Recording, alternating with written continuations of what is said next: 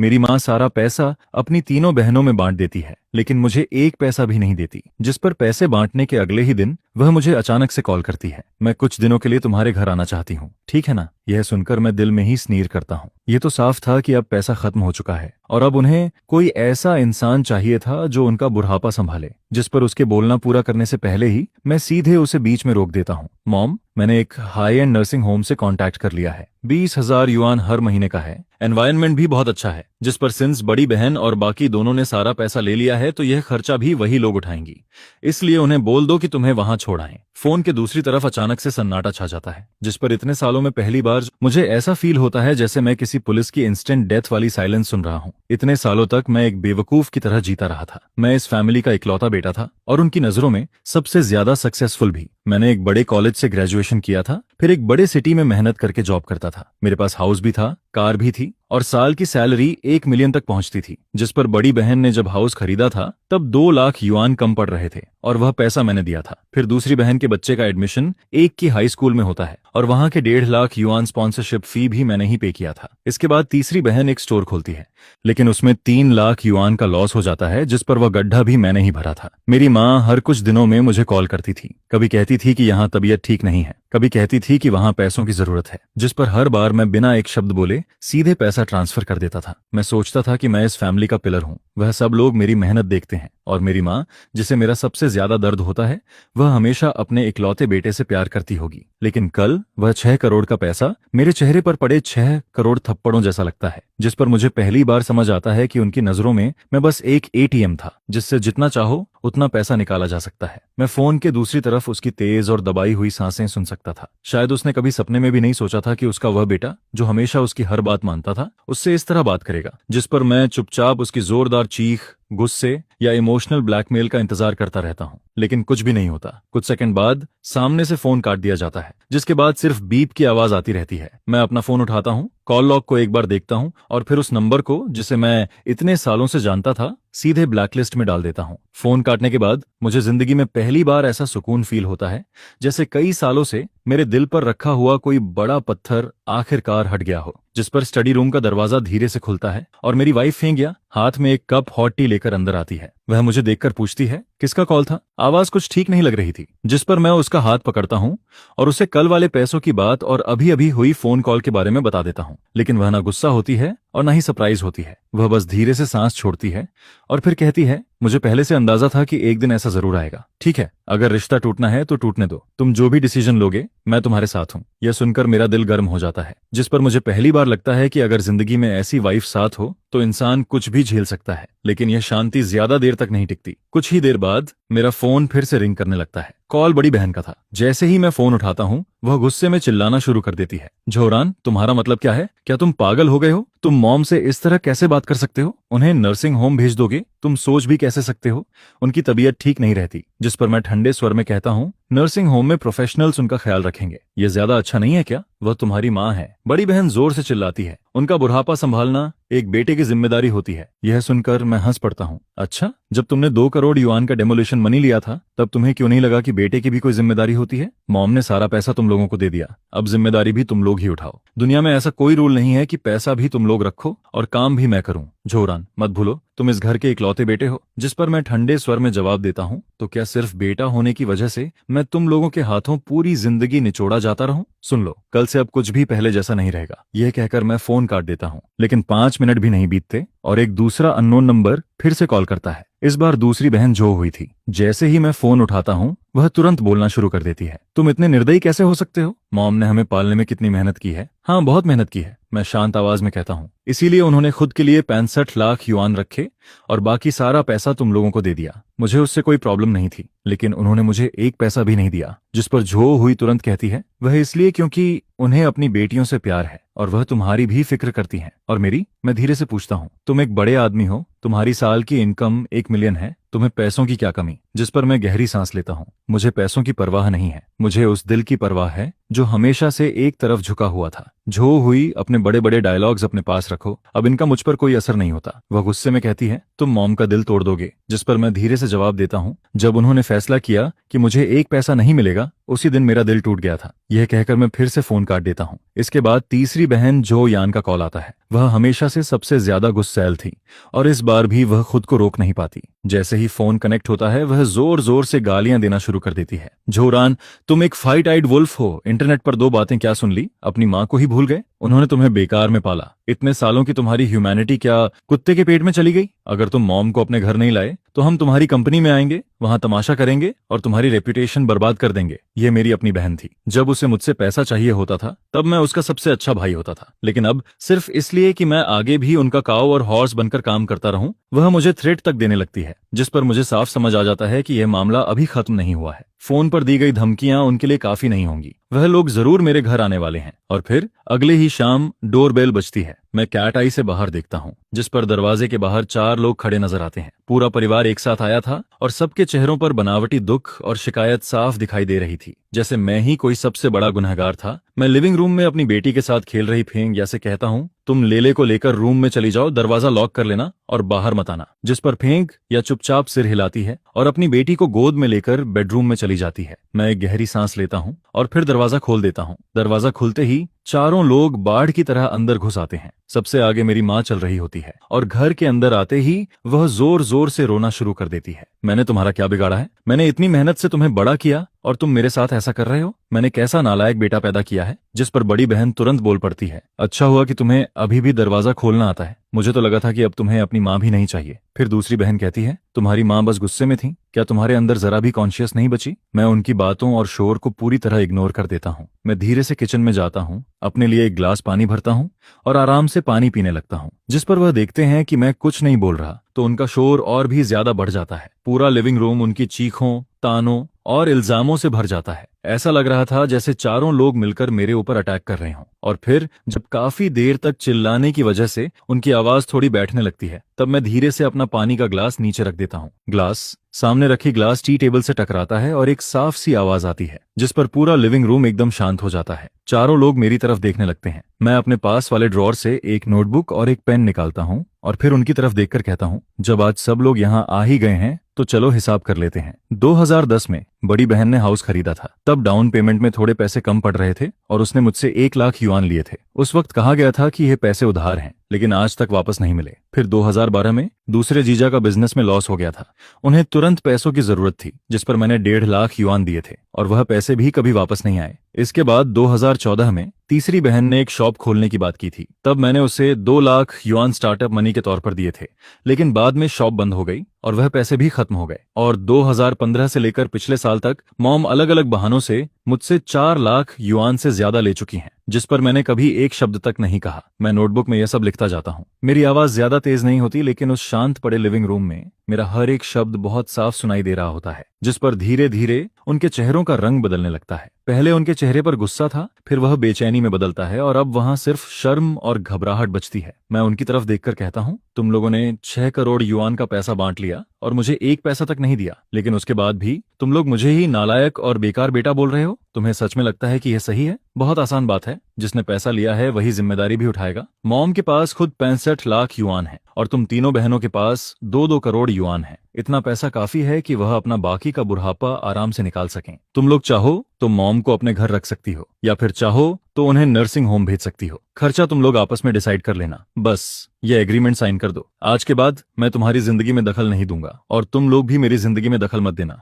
यह कहकर मैं एग्रीमेंट और पेन उनके सामने कॉफी टेबल पर रख देता हूँ, जिस पर 4 लोग उस एग्रीमेंट को ऐसे देखने लगते हैं जैसे उनके सामने कोई भयानक मॉन्स्टर खड़ा हो। बड़ी बहन झो मिंग के होंठ कांपने लगते हैं। वह मुझे देखकर कहती है, तुम हमसे रिश्ता तोड़ना चाहते हो? मैं उसकी तरफ देखकर कहता हूँ, रिश्ता तुम लोगों ने पहले ही तोड़ दिया था। जिस पर अब तक चुप बैठी मेरी माँ अचानक सिर उठाती है और सीधे मेरी तरफ देखने लगती है। उसकी आंखों में अब आंसू नहीं होते, वहां अब सिर्फ गुस्सा और नफरत बची होती है। वह मुझे घूरते हुए कहती है, झोरान, बाद में पछताना मत। तुम उस पैसे के 1 पैसे के भी लायक नहीं थे। मॉम की यह बात मेरे दिल में किसी जहरीली सुई की तरह चुभ जाती है। मैं उसकी तरफ देखकर धीरे से पूछता हूँ, क्यों? मैं लायक क्यों नहीं हूँ? मैंने ऐसा क्या किया है? जिस पर वह अचानक चिल्लाकर कहती है, तुम अपने दिल में नहीं जानते क्या तुम्हारे बाप की मौत की वजह तुम नहीं थे? यह सुनते ही मेरे दिमाग में जैसे जोरदार धमाका होता है। डैड की मौत, यह बात मेरे दिल का वह जख्म थी जो कभी नहीं भर पाई। और इसी फैमिली में यह एक ऐसा टॉपिक था जिसके बारे में पिछले 10 सालों में कभी कोई बात नहीं करता था। जब मैं हाई स्कूल के तीसरे साल में था तब डैड की कंस्ट्रक्शन साइट पर एक्सीडेंट में मौत हो गई थी। वह स्काफोल्डिंग से नीचे गिर गए थे। उन्हें हॉस्पिटल ले जाया गया लेकिन वह वापस कभी नहीं आए। उस साल जैसे मेरी पूरी दुनिया टूट गई थी। मॉम हर दिन रोती रहती थी, मेरी तीनों बहनें भी दिन भर उदास रहती थीं और मैं खुद को अपने रूम में बंद कर लेता हूँ। मैं 3 दिन और 3 रात तक ना कुछ खाता हूँ ना कुछ पीता हूँ। मैं गॉड से नफरत करता हूँ, कंस्ट्रक्शन साइट के मालिक से नफरत करता हूँ, पूरी दुनिया से नफरत करता हूँ, लेकिन सबसे ज्यादा मैं खुद से नफरत करता हूँ क्योंकि जिस दिन एक्सीडेंट हुआ था उस दिन डैड घर पर थे और वजह मैं था। उस दिन मेरे हाथ में मैथ्स का फेल हुआ पेपर था। मुझे घर जाने से डर लग रहा था जिस पर मैं देर तक बाहर ही घूमता रहता हूँ। जब रात हो जाती है तब डैड मुझे ढूंढने के लिए अपनी पुरानी साइकिल लेकर बाहर निकलते हैं। वह हर जगह मुझे ढूंढते फिरते हैं और तभी उन्हें कंस्ट्रक्शन साइट से फोन आता है। वहां कुछ सामान आया था जिसे उतारना था और उसके बदले डबल सैलरी मिलने वाली थी। डैड कुछ देर के लिए रुकते हैं लेकिन फिर वह मेरे बारे में सोचते हैं, मेरे आने वाले कॉलेज एंट्रेंस एग्जाम के बारे में सोचते हैं, मेरे फ्यूचर के खर्चों के बारे में सोचते हैं और फिर वह वहां चले जाते हैं जिस पर उसके बाद वह कभी वापस नहीं आते। यह बात मेरी पूरी जिंदगी का सबसे बड़ा दर्द बन गई थी और यही वजह थी कि मैं इतने सालों तक पागलों की तरह पैसा कमाता रहा ताकि मैं इस फैमिली के लिए कुछ कर सकूं। मुझे लगा था कि वह सब लोग यह बात समझते हैं। मुझे लगा था कि वह भी मेरी तरह इस दर्द को अपने दिल में दबाकर रखते हैं, लेकिन मैंने कभी नहीं सोचा था कि आज इसी पल वह लोग मेरे सबसे गहरे जख्म को फिर से खोल देंगे। डैड उस कंस्ट्रक्शन साइट पर किसके लिए गए थे? अगर तुम्हारी कॉलेज की फीस भरने के लिए पैसे जुटाने की जरूरत ना होती तो क्या वह इतनी मजबूरी में वहां जाते? हाँ, लेकिन हम तीनों बहनों ने भी तो तुम्हें आराम से पढ़ने देने के लिए सैक्रिफाइस किया था। जिस पर बड़ी बहन बोलती है, जैसे ही मैंने हाई स्कूल खत्म किया मैं बाहर काम करने चली गई। फिर दूसरी बहन उसकी बात पकड़ते हुए कहती है, हम तीनों ने तुम्हारे लिए बहुत कुछ छोड़ा था। जिस पर मॉम फिर से रोना शुरू कर देती है। तुम्हारे डैड जब जा रहे थे तब उन्होंने मेरा हाथ पकड़ा था। उन्होंने मुझसे कहा था कि तुम्हारा ध्यान रखना। उन्होंने कहा था कि तुम जो फैमिली की आखिरी उम्मीद हो। मैंने उनसे प्रॉमिस किया था और मैंने वो प्रॉमिस पूरा भी किया, लेकिन तुमने क्या किया? तुम एक व्हाइट आइड वुल्फ निकले। अब तुम्हारे पंख निकल आए हैं और तुम सब कुछ भूल गए। उनकी बातें मेरे ऊपर किसी सोड की तरह गिरती रहती हैं। हर शब्द ऐसा लगता है जैसे मेरे सीने में घुस रहा हो। मैं सामने खड़ी उन 3 औरतों को देखता हूँ जिन्हें मैं इतने सालों से अपना फैमिली समझता था। उनके चेहरों पर दुख और इल्जाम दिखाई दे रहे थे, लेकिन उनकी आंखों में सिर्फ लालच और हिसाब किताब चमक रहा था। जिस पर मुझे आखिर समझ आता है कि उनके दिल में डैड की मौत कभी एक्सीडेंट थी ही नहीं। उनके लिए वह मेरी ओरिजिनल सिन थी। इतने सालों से मैं जो कुछ भी करता रहा वह फैमिली लव नहीं था, वह सिर्फ एक तरह का प्रायश्चित था। मैंने जो पैसा उन्हें दिया वह मेरे प्यार की वजह से नहीं था, उनके हिसाब से वह उनका हक था। अब जब उन्हें 6 करोड़ युआन मिल गए हैं तो उन्हें लगता है कि वह पैसा डैड ने अपनी जान देकर कमाया था और मैं जो उनके हिसाब से गुनहगार हूं उस पैसे का एक युआन भी डिजर्व नहीं करता। उनके लिए वह पैसा उनका हक है क्योंकि उन्होंने इतने सालों तक सैक्रिफाइस किया था। क्या कमाल का लॉजिक है, क्या अजीब सेल्फ हाइपोनोसिस है जिस पर मैं हंसने लगता हूँ। पहले हल्का सा स्नीयर मेरे चेहरे पर आता है और फिर वह हंसी धीरे धीरे इतनी बढ़ जाती है कि मैं खुद उसे रोक नहीं पाता। मेरी हंसी पूरे लिविंग रूम में गूंजने लगती है और वह इतनी अजीब और कड़वी लगती है कि सब लोग एकदम चुप हो जाते हैं। जिस पर बड़ी बहन मुझे घूरते हुए पूछती है, तुम हंस क्यों रहे हो? मैं धीरे से उसकी तरफ उंगली उठाता हूँ। मेरी आंखों के कोने गीले हो चुके थे लेकिन मैं फिर भी हंस रहा था। फिर मैं धीरे धीरे उठता हूँ और कदम कदम करके मॉम के सामने जाकर खड़ा हो जाता हूँ। मैं उसकी तरफ ऊपर से देखते हुए पूछता हूँ, जब डैड की मौत हुई थी तब कंस्ट्रक्शन साइट से कितना कंपेंसेशन मिला था? यह सुनते ही मॉम का चेहरा सफेद पड़ जाता है। उसकी आंखें इधर उधर घूमने लगती हैं, उसके होंठ हिलते हैं लेकिन उसके मुंह से कोई आवाज नहीं निकलती। जिस पर मैं खुद ही बोलना शुरू कर देता हूँ। कुल 3 लाख युआन मिले थे। 15 साल पहले वह बहुत बड़ी रकम थी। और फिर उस पैसे का क्या हुआ? मेरी 4 साल की कॉलेज फीस और लिविंग एक्सपेंसेस मिलाकर मुश्किल से 50,000 युआन खर्च हुए। बाकी के 2.5 लाख युआन। बड़ी बहन की शादी हुई तो तुमने उसे 80,000 युआन दिए। दूसरी बहन की शादी हुई तो उसे भी 80,000 युआन दिए और फिर तीसरी बहन का बॉयफ्रेंड उसे धोखा देकर 50,000 युआन लेकर भाग गया, जिस पर वह पैसे भी तुमने दिए। और आखिर में जो 40,000 युआन बचे तुमने कहा था कि वह अपने बुढ़ापे के लिए रखोगी। मैं धीरे से कहता हूँ, सही कह रहा हूं ना? जिस पर मॉम का पूरा शरीर कांपने लगता है। तीनों बहनों के चेहरे भी एकदम खराब हो जाते हैं। मैं फिर धीरे से बोलता हूँ, मैंने कभी इन बातों का जिक्र नहीं किया क्योंकि मुझे लगता था कि वह डैड की आखिरी निशानी थी। तुम उनकी वाइफ थी, तुम्हें उस पैसे पर पूरा हक था। मुझे लगा था कि तुम्हारे दिल में मेरे लिए, तुम्हारे इस इकलौते बेटे के लिए थोड़ा सा गिल्ट जरूर होगा, लेकिन अब लगता है कि मैं बहुत बेवकूफ था। तुम्हें कभी कोई गिल्ट नहीं था, उल्टा तुमने सारी गलती मेरे सिर पर डाल दी। डैड की मौत का सहारा लेकर तुमने मुझे सालों तक इमोशनली ब्लैकमेल किया। और फैमिली लव के नाम पर मुझे बार बार निचोड़ती रहीं। मैं मॉम की तरफ देखकर कहता हूँ, जो शुयुन, अपने दिल पर हाथ रखकर खुद से पूछो, क्या तुम डैड के सामने खुद को सही साबित कर सकती हो? क्या तुम सच में माँ कहलाने के लायक हो? मेरी हर बात किसी हथौड़े की तरह उसके दिल पर पड़ती है और आखिरकार वह टूट जाती है। वह अचानक सिर उठाती है और पागलों की तरह मेरी तरफ झपट पड़ती है। वह मेरा चेहरा नोचने के लिए हाथ बढ़ाती है, लेकिन मैं पहले से तैयार था, जिस पर मैं पीछे हट जाता हूँ। वह सीधे खाली जगह में गिरते गिरते बचती है, जिस पर तीसरी बहन झो यान तुरंत उसे पकड़ लेती है। लेकिन अगले ही पल झो यान खुद मेरी तरफ पागलों की तरह दौड़ पड़ती है। तुम्हारी हिम्मत कैसे हुई? मैं तुम्हें नहीं छोड़ूंगी। और फिर पूरा मामला एकदम फाइट में बदल जाता है। लेकिन मैं उन पर हाथ नहीं उठाता। मैं बस ठंडे चेहरे के साथ उन्हें देखता रहता हूँ। मैं उन्हें उस घर में पागलों की तरह चिल्लाते और टूटते हुए देखता हूँ, जिसे मैंने अपनी मेहनत से बनाया था, जिस पर वह मुझे किसी सर्कस के क्लाउन जैसे लगने लगते हैं। तभी पीछे से फेंक या की आवाज आती है, बस अगर तुम लोगों ने और तमाशा किया तो मैं सीधे पुलिस को कॉल कर दूंगी। यह सुनते ही चारों लोग एकदम रुक जाते हैं। फेंक या की आवाज जैसे पूरे लिविंग रूम पर ठंडे पानी की बाल्टी फेंक देती है। मॉम और तीनों बहनें उसकी तरफ घूर कर देखने लगती हैं। उन्हें शायद उम्मीद नहीं थी कि हमेशा शांत और सीधी रहने वाली फेंक या वादिना पाचन नेत्र आज इतनी स्ट्रांग बनकर सामने खड़ी होगी। फेंक या उनकी तरफ देखकर कहती है, ये मेरा घर है और तुम लोग यहाँ वेलकम नहीं हो। मैंने अभी तक तुम लोगों की सारी बातें सुनी हैं। तुम लोग मेरे हस्बैंड पर इल्जाम लगा रही हो। जिस पर वह चारों एकदम चुप हो जाते हैं। मैं फेंक या की तरफ देखता हूँ और मेरे दिल में एक अजीब सी गर्माहट फील होने लगती है। इतने सालों में उसने बहुत कुछ सहा था। हर बार जब मॉम और मेरी बहनें कोई नई डिमांड लेकर आती थीं, तब भी वह कुछ नहीं बोलती थी, सिर्फ इसलिए ताकि मुझे बुरा न लगे। लेकिन आज वह आखिरकार चुप नहीं रहती, क्योंकि इस बार उन्होंने उसकी आखिरी लिमिट पार कर दी थी। वह मेरे हस्बैंड को चोट पहुंचा रहे थे, वह उसके फैमिली को तोड़ रहे थे। जिस पर फेंक या की बात सुनकर तीसरी बहन जो यान का चेहरा गुस्से से लाल हो जाता है। वह चिल्लाकर कहती है, ये हमारे जो फैमिली का मामला है, तुम बीच में बोलने वाली कौन होती हो? तुम तो आउटसाइडर हो। जिस पर फेंक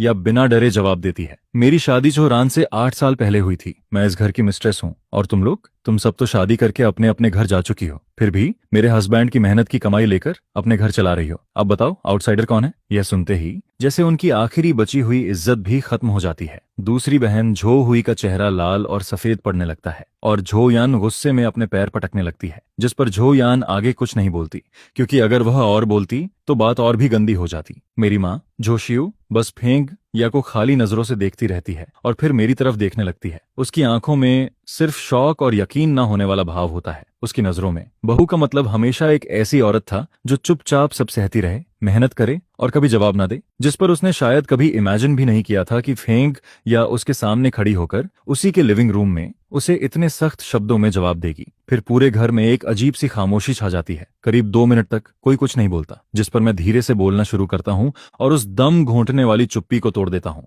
एग्रीमेंट टेबल पर रखा है, अगर तुम लोग इसे साइन कर देते हो तो हम अभी भी रिश्तेदार रहेंगे, लेकिन अगर साइन नहीं किया तो फिर हम कोर्ट जाएंगे और कोर्ट में मैं अभी जो भी हिसाब बताया है उसका एक एक रिकॉर्ड निकालूंगा। हर ट्रांसफर का प्रूफ मेरे पास है। जो 8,50,000 युआन मैंने दिए थे, उसे मैं प्राइवेट लोन साबित करके तुम लोगों पर केस कर सकता हूँ और तब तुम लोगों को सिर्फ पैसा वापस नहीं करना पड़ेगा, इतने सालों का इंटरेस्ट भी देना पड़ेगा। अब फैसला तुम्हारा है। मेरी यह बात जैसे उनकी आखिरी उम्मीद भी तोड़ देती है, जिस पर पहली बार उनके चेहरों पर डर साफ दिखाई देने लगता है। उन्होंने कभी सोचा ही नहीं था कि बात यहाँ तक पहुंच जाएगी। उनकी नजरों में बेटे का पैसा फैमिली का पैसा था और फैमिली का पैसा मांगना उनका हक था। लेकिन अब जब वह मेरी आंखों में देखते हैं तो उन्हें समझ आता है कि मैं मजाक नहीं कर रहा और पहली बार वह सच में डर जाते हैं, क्योंकि अगर मामला कोर्ट तक गया तो उन्हें ना सबूतों से न सिर्फ इतने सालों में लिया हुआ पैसा वापस करना पड़ेगा, बल्कि रिश्तेदारों और जान पहचान वालों के सामने उनकी इज्जत भी खत्म हो जाएगी। जिस पर बड़ी बहन जो मिंग और दूसरी बहन जो ह्यूई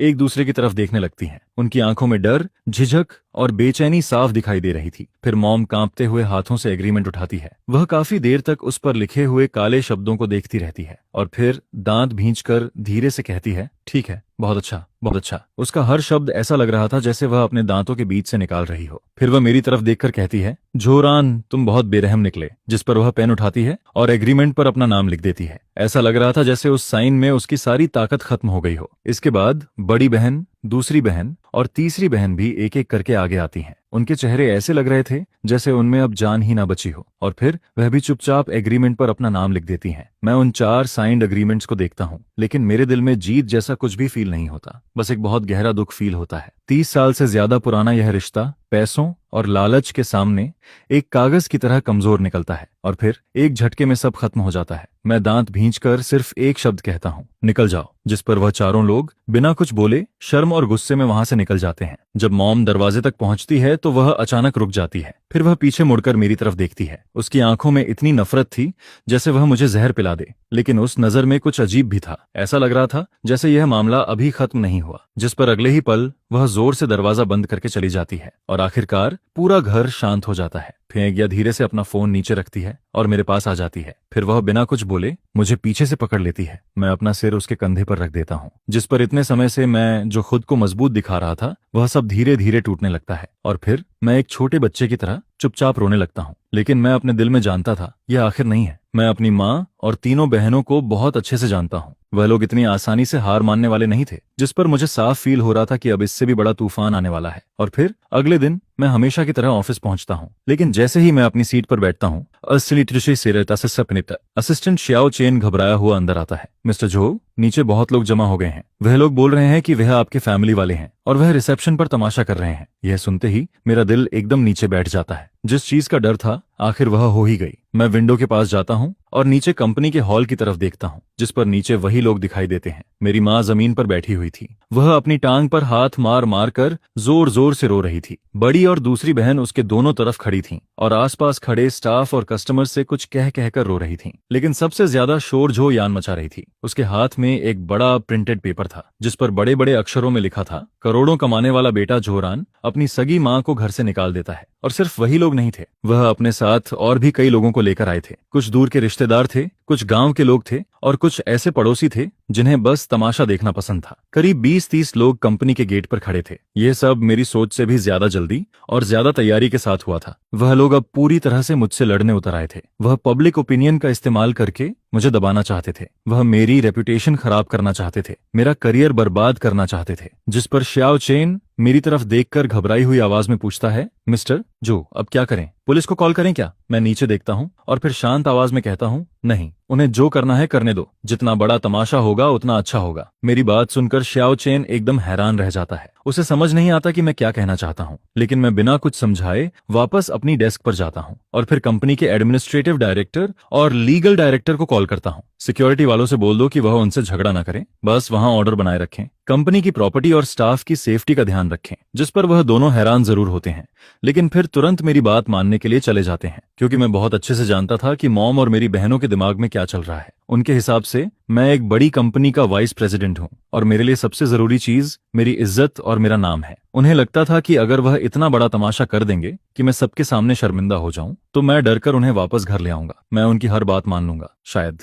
वह यह भी सोच रहे थे कि मैं वह 65 लाख युआन भी दोबारा उनके बीच बांट दूंगा, लेकिन उन्होंने एक बहुत बड़ी गलती कर दी थी। उन्हें लगा कि मुझे सबसे ज्यादा अपनी इज्जत की परवाह है। असल में मुझे यह चेहरा बहुत पहले से नहीं चाहिए था, बल्कि इन्हीं लोगों ने अपने ही हाथों से उसे टुकड़ों में फाड़ दिया था। नीचे कंपनी में जो तमाशा चल रहा होता है उसे देखकर मैं बस यही कहना चाहता था। जिस पर मेरी माँ की एक्टिंग और भी ज्यादा शानदार होती जाती है और वह सांस टूटने तक रोती रहती है, जैसे कि वह किसी भी समय बेहोश हो जाएगी। जिस पर मेरी बहनों के इल्जाम भी और ज्यादा भारी होते जाते हैं और वे खुद को ऐसी छोटी छोटी मासूम लड़कियों की तरह दिखाती हैं जिन्हें एक बेरहम इंसान दबा रहा है। यह देखकर उनके आसपास खड़े लोगों की भीड़ बढ़ती जाती है और मुझे लेकर उंगलियां उठाने वाली आवाजें और भी तेज होती जाती हैं, जिनमें कुछ ऐसे लोग भी होते हैं जिन्हें सच्चाई के बारे में कुछ भी नहीं पता होता है। इसके बाद रिपोर्टर्स भी वहां आ जाते हैं और उनके लॉन्ग और शॉर्ट कैमरे मेरी माँ और बहनों की तरफ तने रहते हैं, जिस पर उनके दुख से भरे चेहरे बार बार फ्लैश होते रहते हैं और एक अच्छी तरह से प्लान किया गया फैमिली ड्रामा सबके सामने चलता रहता है।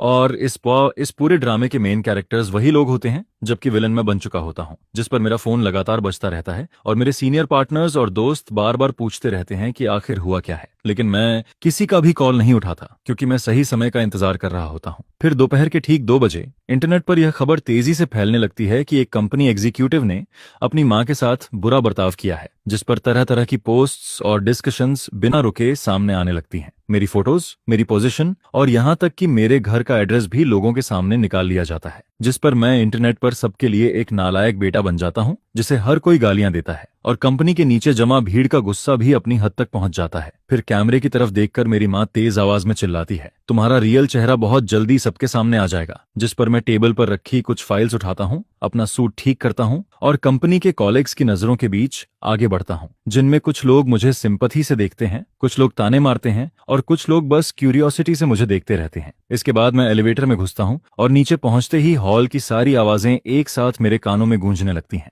यह देखकर वहां मौजूद हर इंसान की नजर अजीब तरीके से मुझ पर टिक जाती है, जिस पर रिपोर्टर्स के कैमरे पहली बार मेरी तरफ घूम जाते हैं। मेरी माँ और बहनें मुझे देखकर पहले तो कुछ सेकंड के लिए चौंक जाती हैं, लेकिन फिर उनके चेहरों पर एक घमंडी स्माइल आ जाती है, क्योंकि उन्हें लगता है कि मैं आखिरकार हार मान चुका हूँ। फिर मैं भीड़ के बीच से चलता हुआ उनके सामने पहुंचता हूँ, लेकिन मैं उनकी तरफ देखता तक नहीं हूँ। जिस पर मैं लीगल स्टाफ के हाथ से एक एम्पलीफायर लेता हूँ और वहां मौजूद सभी जर्नलिस्ट्स और बाकी लोगों की तरफ मुड़ जाता हूँ। मैं इस फैमिली ड्रामा की वजह से पब्लिक रिसोर्सेज खराब होने पर आप सबसे दिल से माफी मांगता हूँ। इसके बाद मैं कहता हूँ, आज मेरी माँ और मेरी तीनों बहनें मुझ पर नालायक बेटा होने का इल्जाम लगा रही हैं और उनकी कुछ बातें सच भी हैं, जैसे कि मैंने सच में अपनी माँ को नर्सिंग होम भेजने की बात कही थी। यह सुनते ही वहां मौजूद भीड़ में हड़कंप मच जाता है, क्योंकि किसी ने भी नहीं सोचा था कि मैं अपनी गलती इतनी आसानी से सबके सामने मान लूंगा। जिस पर मेरी माँ और बहनों के चेहरों पर जीत की मुस्कान और भी ज्यादा गहरी हो जाती है। लेकिन मैं आसपास हो रही बातों को इग्नोर करता हूँ और आगे कहता हूँ, लेकिन हर चीज का एक कारण होता है और आज मैं चाहता हूँ कि यहाँ मौजूद सभी मीडिया फ्रेंड्स एक चीज देखें।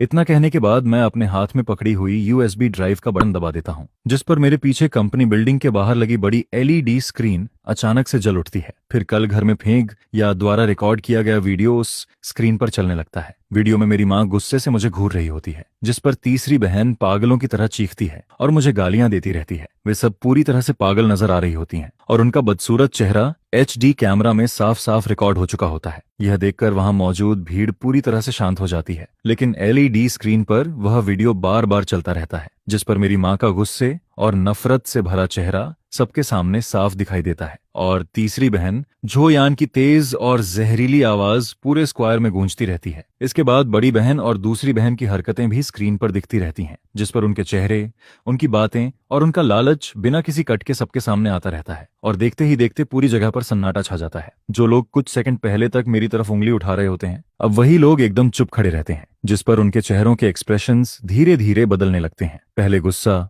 फिर शक, फिर शौक और आखिर में सिंपैथी और समझ से भरी नजरें उनके चेहरे पर दिखाई देने लगती हैं। यह देखकर रिपोर्टर्स के कैमरे तेजी से घूमने लगते हैं, पहले स्क्रीन की तरफ और फिर मेरी माँ और बहनों की तरफ, जिनके चेहरे अब पूरी तरह से सफेद पड़ चुके होते हैं। वे वहीं खड़ी रह जाती हैं जैसे किसी ने उन पर बिजली गिरा दी हो। उनके चेहरे का खून आंखों के सामने गायब होता जाता है और उनके मुंह खुले रह जाते हैं, लेकिन उनसे एक शब्द भी नहीं निकलता, जिस पर उनकी आंखों में सिर्फ डर और यकीन ना कर पाने वाला एक्सप्रेशन दिखाई देता है। शायद उन्हें समझ ही नहीं आता कि घर में हुई बात रिकॉर्ड कैसे हो गई, और उससे भी ज्यादा उन्हें यह समझ नहीं आता कि मैं इतनी बड़ी भीड़ के सामने यह वीडियो चलाने की हिम्मत कैसे कर सकता हूँ, क्योंकि उनकी नजरों में मैं हमेशा वही सीधा सादा, सबसे ऑनेस्ट और सबसे अच्छा बेटा था जिसे वे कभी भी दबा सकती थीं। लेकिन आज वही इंसान उनके सारे सच को दुनिया के सामने ला चुका होता है, जिस पर सबसे पहले तीसरी बहन झोयान टूट जाती है और वह तेज आवाज में चीखते हुए कहती है, ये झूठ है, ये फेक है, उसने ये सब खुद बनाया है, मैं उससे नफरत करती हूँ। लेकिन इस समय उसकी आवाज जितनी तेज होती है उतनी ही कमजोर भी लगती है, क्योंकि वहां मौजूद कोई भी इंसान उसकी बात पर यकीन नहीं करता। वीडियो में हर एक्सप्रेशन, हर हरकत और हर आवाज इतनी रियल होती है कि कोई भी एक्टिंग उसे कॉपी नहीं कर सकती। उनके दिल की नफरत और पागलपन साफ दिखाई देता है। मैं उसकी इस आखिरी कोशिश को भी इग्नोर कर देता हूँ, जिस पर मैं अपने ब्रीफकेस से कुछ और डॉक्यूमेंट्स निकालता हूँ और मीडिया की तरफ देखकर कहता हूँ, और ये वे ट्रांसफर रिकॉर्ड्स हैं जो मैंने इतने सालों में अपनी माँ और तीनों बहनों को दिए हैं। इन सब की टोटल अमाउंट 8,50,000 युआन है और हर ट्रांसफर का बैंक रिकॉर्ड और टाइमिंग इसमें मौजूद है। इसके बाद मैं एक और डॉक्यूमेंट उठाता हूं और कहता हूं, और ये पुराने घर का डेमोलिशन एग्रीमेंट है, जिसमें साफ लिखा है कि उस घर के बदले मिलने वाली टोटल अमाउंट 6.5 मिलियन युआन थी। यह वो फैमिली केयर रिस्पॉन्सिबिलिटी एग्रीमेंट है जिस पर कल मेरी माँ और मेरी तीनों बहनों ने साइन किया था। इसमें साफ लिखा है कि डेमोलिशन मनी मिलने के बाद सारा पैसा तीनों बेटियों में बांट दिया गया था और माँ जो शियू की देखभाल की जिम्मेदारी भी तीनों बेटियां मिलकर उठाएंगी। जहां तक उनकी इस बात का सवाल है कि मैंने माँ को घर से निकाल दिया, तो मॉम, मैं आपसे एक बार फिर पूछता हूँ, क्या मैंने कभी ऐसा एक शब्द भी कहा था? अगर आपने मुझे घर से निकल जाने के लिए कहा तो क्या मैंने कभी आपको उंगली तक लगाई थी? मैंने सिर्फ इतना कहा था कि आप और मेरी बहनें मेरे घर से निकल जाएं, क्योंकि आप लोग मेरे घर आकर शोर मचा रही थीं और यहाँ तक कि मुझ पर हाथ भी उठा रही थीं, जिस पर मेरी माँ का चेहरा एकदम बदल जाता है। वह अपने होंठ इतनी जोर से भींचती है कि उसके मुंह से एक शब्द भी नहीं निकलता, और भीड़ में खड़े लोग आपस में धीरे धीरे बातें करना शुरू कर देते हैं, जिस पर पब्लिक ओपिनियन का पूरा रुख एकदम पलट जाता है। अभी तक जो सिंपैथी मेरी माँ और बहनों को मिल रही होती है, वह सब इन पक्के सबूतों के सामने खत्म हो जाती है। अब वहां मौजूद हर इंसान मेरी तरफ देखने लगता है, और जितनी बातें, ताने और गालियां अभी तक मुझे मिल रही थीं, अब वही सब मेरी माँ और बहनों की तरफ जाने लगती हैं। वे चारों उन निगाहों और बातों से घिर जाती हैं और वहां से निकलने की कोशिश करने लगती हैं, क्योंकि अब उनके पास शर्म से सिर छुपाने की भी जगह नहीं बचती। लेकिन तीसरी बहन जोयान अभी भी आखिरी कोशिश करती है। वह जोर से चिल्लाकर कहती है, तुम झूठ बोल रहे हो, हमने ऐसा कोई एग्रीमेंट कब देखा था? यह कहकर वह मेरी तरफ दौड़ती है और मेरे हाथ से डॉक्यूमेंट्स छीनने की कोशिश करती है, जिस पर मेरे आसपास खड़े लीगल स्टाफ और सिक्योरिटी गार्ड्स तुरंत उसे रोक देते हैं। फिर मैं उसकी तरफ ठंडी नजरों से देखकर कहता हूँ, जोयान, इस एग्रीमेंट पर तुम चारों के साइन हैं। अगर तुम्हें लगता है कि ये सिग्नेचर फेक हैं, तो हम अभी फोरेंसिक टेस्ट करवा सकते हैं। लेकिन अगर तुम पब्लिक में झूठ बोलकर मुझ पर इल्जाम लगाती हो, तो तुम्हें पता है उसका क्या रिजल्ट होगा। मेरी यह बात सुनते ही तीसरी बहन की सारी अकड़ एकदम खत्म हो जाती है, क्योंकि वह डर जाती है। वह मेरी आंखों में देखती है और उसे समझ आ जाता है कि मैं सच में कुछ भी कर सकता हूँ। और जो मेरी माँ अब तक चुप खड़ी थी, वह इतनी बेइज्जती और इतने बड़े झटके को सह नहीं पाती, जिस पर उसका दिमाग पूरी तरह टूट जाता है। उसकी आंखें पलट जाती हैं, उसके पैर कमजोर पड़ जाते हैं और वह सीधा पीछे की तरफ गिर जाती है। यह देखकर तीनों बहनें जोर से चीखती हैं और तुरंत उसे संभालने के लिए भागती हैं, जिस पर वहां का पूरा माहौल एकदम क्योटिक हो जाता है। रिपोर्टर्स तुरंत आगे भागते हैं और कैमरों की फ्लैश लगातार चमकने लगती है। लेकिन मैं ये सब बिना किसी रिएक्शन के देखता रहता हूँ, क्योंकि मुझे उन पर जरा भी तरस नहीं आता। यह सब उन्होंने खुद किया था। जब उन्होंने मुझे इस्तेमाल करके अपना मतलब निकालने की कोशिश की थी, तभी उन्हें सोच लेना चाहिए था कि एक दिन ऐसा भी हो सकता है। इसके बाद कंपनी के सिक्योरिटी गार्ड्स और एडमिनिस्ट्रेटिव स्टाफ आगे आते हैं और वहां का माहौल संभालने लगते हैं। फिर कुछ ही देर में एम्बुलेंस भी आ जाती है, जिस पर मेरी माँ को स्ट्रेचर पर लिटाकर एम्बुलेंस में डाल दिया जाता है, और मेरी तीनों बहनें, जो पूरी तरह हार चुकी होती हैं, चुपचाप उसके पीछे पीछे चली जाती हैं। और इसी के साथ यह बड़ा तमाशा खत्म हो जाता है। भीड़ धीरे धीरे वहां से चली जाती है और रिपोर्टर्स भी अपनी मनचाही खबर लेकर खुश होकर वहां से निकल जाते हैं। ऐसा लगता है जैसे कुछ हुआ ही नहीं था। लेकिन मैं जानता हूं कि आज के बाद सब कुछ बदल चुका है। मेरा जो सो कॉल्ड घर था, वह आज पूरी तरह टूट चुका है और अब वापस लौटने का कोई रास्ता नहीं बचता। जब मैं वापस ऑफिस पहुंचता हूं, तो वहां मौजूद हर कोलेग मुझे अलग नजरों से देख रहा होता है। किसी की नजर में सिंपैथी होती है, किसी की नजर में रिस्पेक्ट, और कुछ लोग मुझसे थोड़ा डर भी रहे होते हैं। लेकिन कोई भी मेरे पास आकर बात करने की हिम्मत नहीं करता, क्योंकि शायद किसी ने भी ये इमेजिन नहीं किया था कि हमेशा शांत और डिसेंट दिखने वाला मिस्टर जो फैमिली मैटर को इतनी सख्ती और इतनी बेरहमी से हैंडल करेगा। फिर थोड़ी देर बाद कंपनी के सीईओ मिस्टर वांग मुझे अपने ऑफिस में बुलाते हैं। मुझे लगता है कि वह कंपनी की इमेज खराब होने की वजह से मुझे डांटेंगे, लेकिन वह सिर्फ मुझे पानी की एक बोतल देते हैं और कहते हैं, मैंने तुम्हें सही पहचाना था, तुम एक कैपेबल इंसान हो। फैमिली मैटर कितना भी मुश्किल क्यों ना हो, तो तुम उसे भी हैंडल करना जानते हो। इसे जल्दी खत्म करो और अपने काम पर असर मत पड़ने दो। जिस पर मैं कहता हूँ, थैंक यू मिस्टर वांग, मैं समझ गया। मिस्टर वांग के ऑफिस से बाहर निकलते ही मेरे दिल पर रखा हुआ एक बड़ा बोझ उतर जाता है, क्योंकि अब मुझे फील होता है कि वर्क प्लेस उतना खराब नहीं है जितना मैं सोचता था। जब तक तुम वैल्यू क्रिएट कर सकते हो, तुम्हारी प्राइवेट लाइफ तुम्हारा फ्यूचर डिसाइड नहीं करती। बस तुम्हें चीजों को सही तरीके से हैंडल करना आना चाहिए, और मैंने वही किया था। इसके बाद अगले कुछ घंटों में इंटरनेट पूरी तरह फट पड़ता है। कंपनी के नीचे जो कुछ हुआ था, वह काउंटलेस मीडिया चैनल्स पर दिखाया जाता है, और वह HD वीडियो पूरे इंटरनेट पर फैल जाता है, जिस पर पब्लिक ओपिनियन पूरी तरह मेरी तरफ आ जाता है और सारी गालियां मेरी माँ और बहनों को मिलने लगती हैं। नेटिजन्स उन्हें साल की सबसे घटिया फैमिली मेंबर का टैग दे देते हैं, और गुस्से में लोग उनके नाम, वर्क प्लेस और यहाँ तक कि उनके मोबाइल नंबर्स तक इंटरनेट पर डाल देते हैं, जिस पर उनके पास हजारों कॉल्स और अब्यूसिव मैसेजेस आने लगते हैं, जैसे बर्फ की तरह हर तरफ से उन पर सब कुछ गिर रहा हो। वहीं दूसरी तरफ मुझे इंटरनेट पर एक ऐसे इंसान की तरह दिखाया जाता है जो कई सालों तक अपनी फैमिली से दबा रहा, लेकिन आखिर में उसने हिम्मत करके उनके खिलाफ खड़ा होना चूज किया। मेरे सोशल मीडिया अकाउंट्स पर एक ही रात में लाखों फॉलोअर्स आ जाते हैं और हजारों लोग मेरे सपोर्ट में कमेंट्स करने लगते हैं। इतना ही नहीं, कुछ लॉयर्स भी खुद मुझसे कांटेक्ट करते हैं और कहते हैं कि अगर मुझे जरूरत हो तो वे मुझे फ्री लीगल हेल्प देंगे। मैं जानता हूं कि पब्लिक ओपिनियन की यह लड़ाई मैं जीत चुका हूं, और मैंने इसे पूरी तरह जीता है। जब मैं शाम को घर वापस आता हूं, तो फांग्या और उसकी बेटी लेले मेरा इंतजार कर रही होती हैं। जैसे ही मैं अंदर आता हूं, फांग्या मुझे जोर से हक कर लेती है और कहती है, आज तुम बहुत हैंडसम लग रहे थे, जिस पर मैं हल्का सा मुस्कुरा देता हूं और मेरे दिल की सारी थकान एक पल में गायब हो जाती है। फिर लेले दौड़कर मेरे पास आती है और मेरे पैर पकड़कर कहती है, डैड, क्या आपने उन बैड गाइज को भगा दिया? क्या अब वो हमें फिर कभी परेशान नहीं करेंगे? रात में मैं और फांगनिया बेड पर लेटे होते हैं और आज जो कुछ हुआ उसके बारे में बात कर रहे होते हैं, जिस पर फांगनिया थोड़ी परेशान होकर मुझसे पूछती है, तुम्हें डर नहीं लगता कि वो लोग फिर कोई नई ट्रिक ट्राई करेंगे,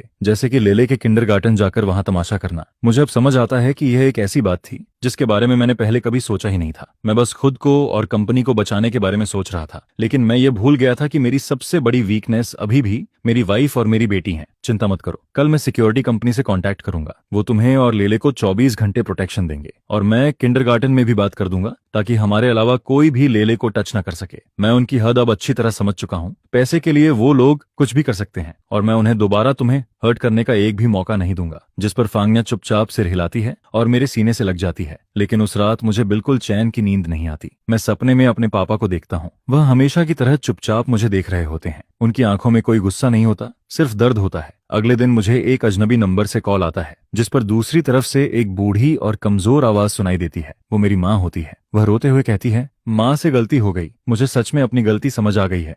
तुम्हारी बहनों को जॉब से निकाल दिया गया है और उनके घर भी टूट चुके हैं। अब तो हम बाहर निकलने की भी हिम्मत नहीं कर पा रहे हैं।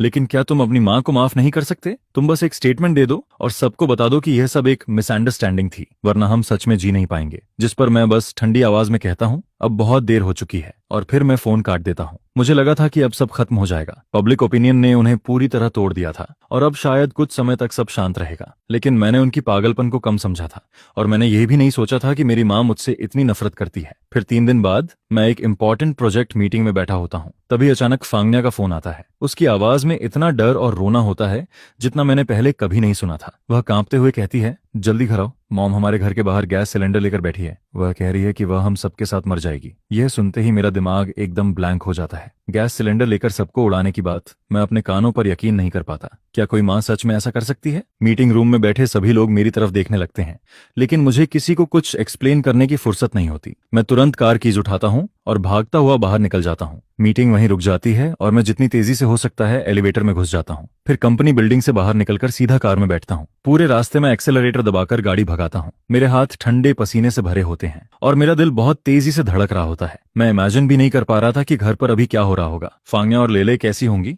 मैं बार बार फांगनिया को कॉल करता हूँ, लेकिन वह फोन नहीं उठाती, जिस पर डर मेरे दिल को और ज्यादा जकड़ने लगता है। सिर्फ 10 मिनट का रास्ता मुझे कई घंटों जैसा लगने लगता है। जब मैं सोसाइटी के गेट पर पहुंचता हूं तो सिक्योरिटी गार्ड मेरी कार रोक देता है, लेकिन दूर से ही मैं देख लेता हूं कि हमारे घर के नीचे बहुत बड़ी भीड़ जमा है। वहां पुलिस कार्स और फायर ब्रिगेड की गाड़ियां पहले से खड़ी होती हैं और पूरे एरिया के चारों तरफ एक लंबी कॉर्डन लगा दी गई होती है, जिस पर मैं तुरंत कार से उतरता हूं और भागता हुआ अंदर जाने की कोशिश करता हूं। मैं चिल्लाकर कहता हूं, मुझे अंदर जाने दो, वो मेरी माँ है। लेकिन सिक्योरिटी गार्ड मुझे रोकते हुए कहता है, सर अंदर जाना डेंजरस है। जिस पर मैं और जोर से कहता हूं, मैं जो हुआ हूं, मेरी वाइफ और मेरी बेटी अंदर हैं। तभी एक पुलिस ऑफिसर मेरे पास आता है और कहता है, मिस्टर जो, प्लीज काम डाउन, आपकी माँ अभी बहुत अनस्टेबल है। उसके हाथ में लाइटर है और कोई भी उसके पास नहीं जा सकता। वह सिर्फ आपसे मिलना चाहती है। यह सुनते ही मैं भीड़ के बीच से देखने की कोशिश करता हूँ और फिर मुझे वह सीन दिखाई देता है जिसे देखकर मेरा दिल कांप उठता है। हमारे घर के सामने मेरी माँ, जो शिव, जमीन पर बैठी होती है।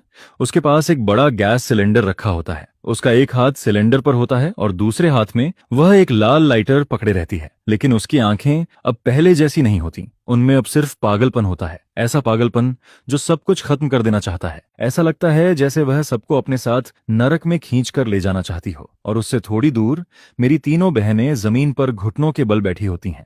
उनके चेहरों पर डर साफ दिखाई दे रहा होता है। असल में वो लोग चाहते थे कि मैं हार मान लूं। वो चाहते थे कि मैं फिर से उन्हें उनके पैसे और फायदे वापस दे दूं, लेकिन वो खुद मरना नहीं चाहती थीं और अब हालात पूरी तरह उनके हाथ से बाहर जा चुके होते हैं। मेरी माँ, जिसे उन्होंने खुद इस हालत तक पहुंचाया था, अब किसी भी समय फटने वाले बॉम्ब की तरह बन चुकी होती है। फिर मेरी माँ अचानक जोर से चिल्लाती है, उस जानवर को यहाँ बुलाओ, मैं उससे मिलना चाहती हूँ। जिस पर पुलिस ऑफिसर मेरी तरफ देखकर कहता है, मिस्टर जो, आपकी माँ की मेंटल कंडीशन अभी बहुत खराब है। हम नहीं चाहते कि आप जाकर उसे और प्रोवोके करें। अगर आपकी कोई बात है तो हम उससे कह सकते हैं। मैं तुरंत पूछता हूँ, मेरी वाइफ और बेटी कहाँ हैं? क्या वो सेफ हैं? जिस पर वह कहता है, उन्हें पीछे के रास्ते से सेफली बाहर निकाल लिया गया है, आप चिंता मत कीजिए। यह सुनते ही मेरे दिल का आधा बोझ उतर जाता है। जब तक फांगनिया और लेले सेफ हैं तब तक बाकी सब संभाला जा सकता है। फिर मैं पुलिस के हाथ से लाउड स्पीकर लेता हूँ और धीरे धीरे अपनी माँ की तरफ बढ़ने लगता हूँ। जिस पर वह मुझे देखते ही पागलों की तरह चिल्लाने लगती है, तुम क्या चाहते हो? तुमने मुझे बर्बाद कर दिया, तुमने इस पूरे फैमिली को खत्म कर दिया, तुमने हमें सबकी नजरों में सड़क का कुत्ता बना दिया। अब मैं चाहती हूँ कि तुम भी पूरी जिंदगी दर्द और राख में जियो। उसकी आंखों में जो पागलपन होता है उसे देखकर मेरी रूह कांप जाती है। तभी मुझे पहली बार समझ आता है कि वह एक्टिंग नहीं कर रही, वह सच में मरना चाहती है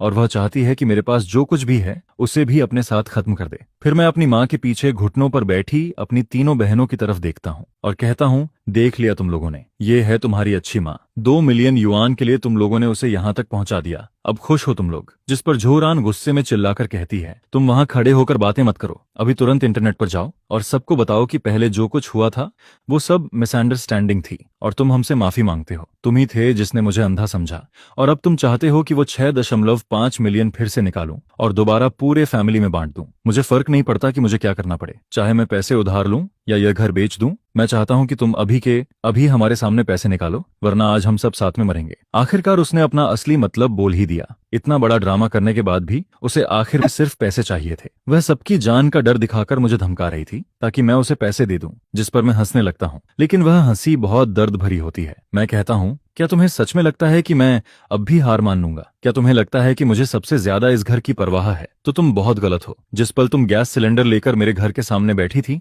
उसी पल से तुम हार चुकी थी, और जिस पल तुमने मेरी वाइफ और बेटी की जान को खतरे में डाला उसी पल से तुम मेरी मां नहीं रही। अब तुम मेरे लिए सिर्फ एक ऐसी औरत हो जो मेरे फैमिली को हर्ट करना चाहती है। मेरी बात सुनकर वह एकदम चुप हो जाती है, जैसे मेरी बात सीधे उसके दिल में जाकर लगी हो, और वहां खड़े बाकी लोग भी शौक में आ जाते हैं। वह कांपती हुई आवाज में कहती है, तुम क्या कह रहे हो? जिस पर मैं कहता हूँ, मैं कह रहा हूँ कि तुम्हारी धमकी का मुझ पर कोई असर नहीं है। अगर यह घर जल जाता है तो मैं दूसरा घर खरीद लूंगा, अगर मेरी जॉब चली जाती है तो मैं दूसरी जॉब ढूंढ लूंगा। जब तक मेरी वाइफ और मेरी बेटी सेफ हैं, मुझे किसी चीज का डर नहीं है। लेकिन आज तुम जो कर रही हो वह पब्लिक सेफ्टी को खतरे में डालने वाला क्राइम है। अगर तुम गिल्टी साबित हुई तो तुम्हें 10 साल से ज्यादा की जेल, उम्र कैद या शायद मौत की सजा भी हो सकती है। जोशुई, क्या तुमने सच में सोच लिया है, सिर्फ थोड़े से पैसे के लिए और अपने कंट्रोल की भूख के लिए, क्या तुम अपनी पूरी जिंदगी बर्बाद कर दोगी? मेरी बात सुनते ही मेरी माँ का चेहरा एकदम उतर जाता है और उसके हाथ में पकड़ा लाइटर हल्का हल्का कांपने लगता है, क्योंकि उसने कभी लॉ के बारे में सोचा ही नहीं था। उसे हमेशा लगता था कि माँ और बेटे के बीच सिर्फ मॉरलिटी होती है, कानून नहीं। उसे लगता था कि वह जो भी कर रही है वह बिल्कुल सही है। लेकिन मैंने उसकी आखिरी उम्मीद भी तोड़ दी थी, और जैसे ही उसका मन डगमगाता है वैसे ही पहले से तैयार खड़े फायर फाइटर्स अचानक उसकी तरफ दौड़ पड़ते हैं। एक आदमी उसके हाथ से लाइटर छीन लेता है, दूसरा उसे पकड़ लेता है और बाकी लोग उसे जमीन पर गिरा देते हैं। यह सब इतना जल्दी होता है कि किसी को कुछ समझने का मौका ही नहीं मिलता और उसी पल पूरा खतरा खत्म हो जाता है। लेकिन मेरी माँ अब भी पागलों की तरह चिल्लाती रहती है। वह किसी जानवर की तरह हाथ पैर मार रही होती है, लेकिन अब सब खत्म हो चुका होता है, क्योंकि अगले ही पल उसकी कलाइयों में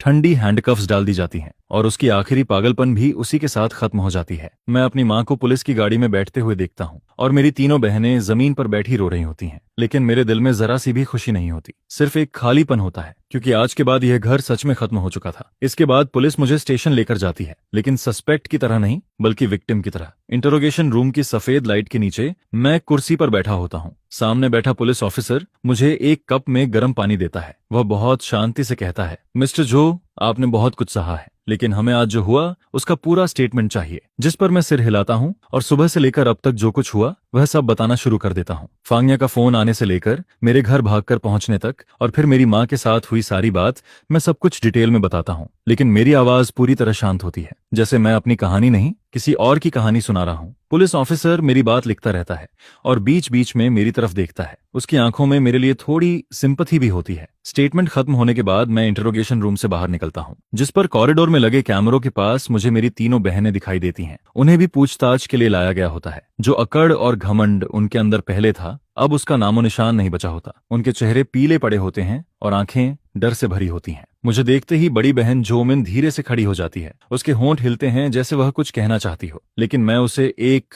मौका भी नहीं देता। मैं बिना उसकी तरफ देखे उनके पास से निकल जाता हूँ, जैसे वो तीनों वहां हैं ही नहीं। यह देखकर उनके चेहरे बदल जाते हैं, पहले हैरानी, फिर गुस्सा और फिर नफरत। मैं जानता हूँ कि वो क्या सोच रही होंगी। उन्हें लगता होगा कि मैंने, उनके अपने बेटे और भाई ने अपनी माँ को जेल भेज दिया, लेकिन वो कभी यह नहीं सोचेंगी कि आखिर मेरी माँ को इस हालत तक किसने पहुंचाया, किसने उसे धीरे धीरे पागलपन की तरफ धकेला। पुलिस स्टेशन से बाहर निकलते ही रात बहुत गहरी हो चुकी होती है। ठंडी हवा मेरे चेहरे पर लगती है, लेकिन इतने दिनों में पहली बार मुझे अंदर से हल्का महसूस होता है, जैसे अब सब कुछ साफ हो चुका हो। वहां मेरे लॉयर ब्रदरली पहले से मेरा इंतजार कर रहे होते हैं। वह मेरे कंधे पर हाथ रखते हैं और कहते हैं सब हैंडल हो गया है। तुम्हारी माँ ने जो किया वह अब सिर्फ फैमिली मैटर नहीं रह गया, उसने पब्लिक सेफ्टी को खतरे में डाला है। यह बहुत बड़ा क्राइम है और शायद उसे लंबी सजा होगी क्योंकि किसी की जान नहीं गई और कोई बड़ा नुकसान भी नहीं हुआ, इसलिए शायद उसे मौत की सजा नहीं मिलेगी।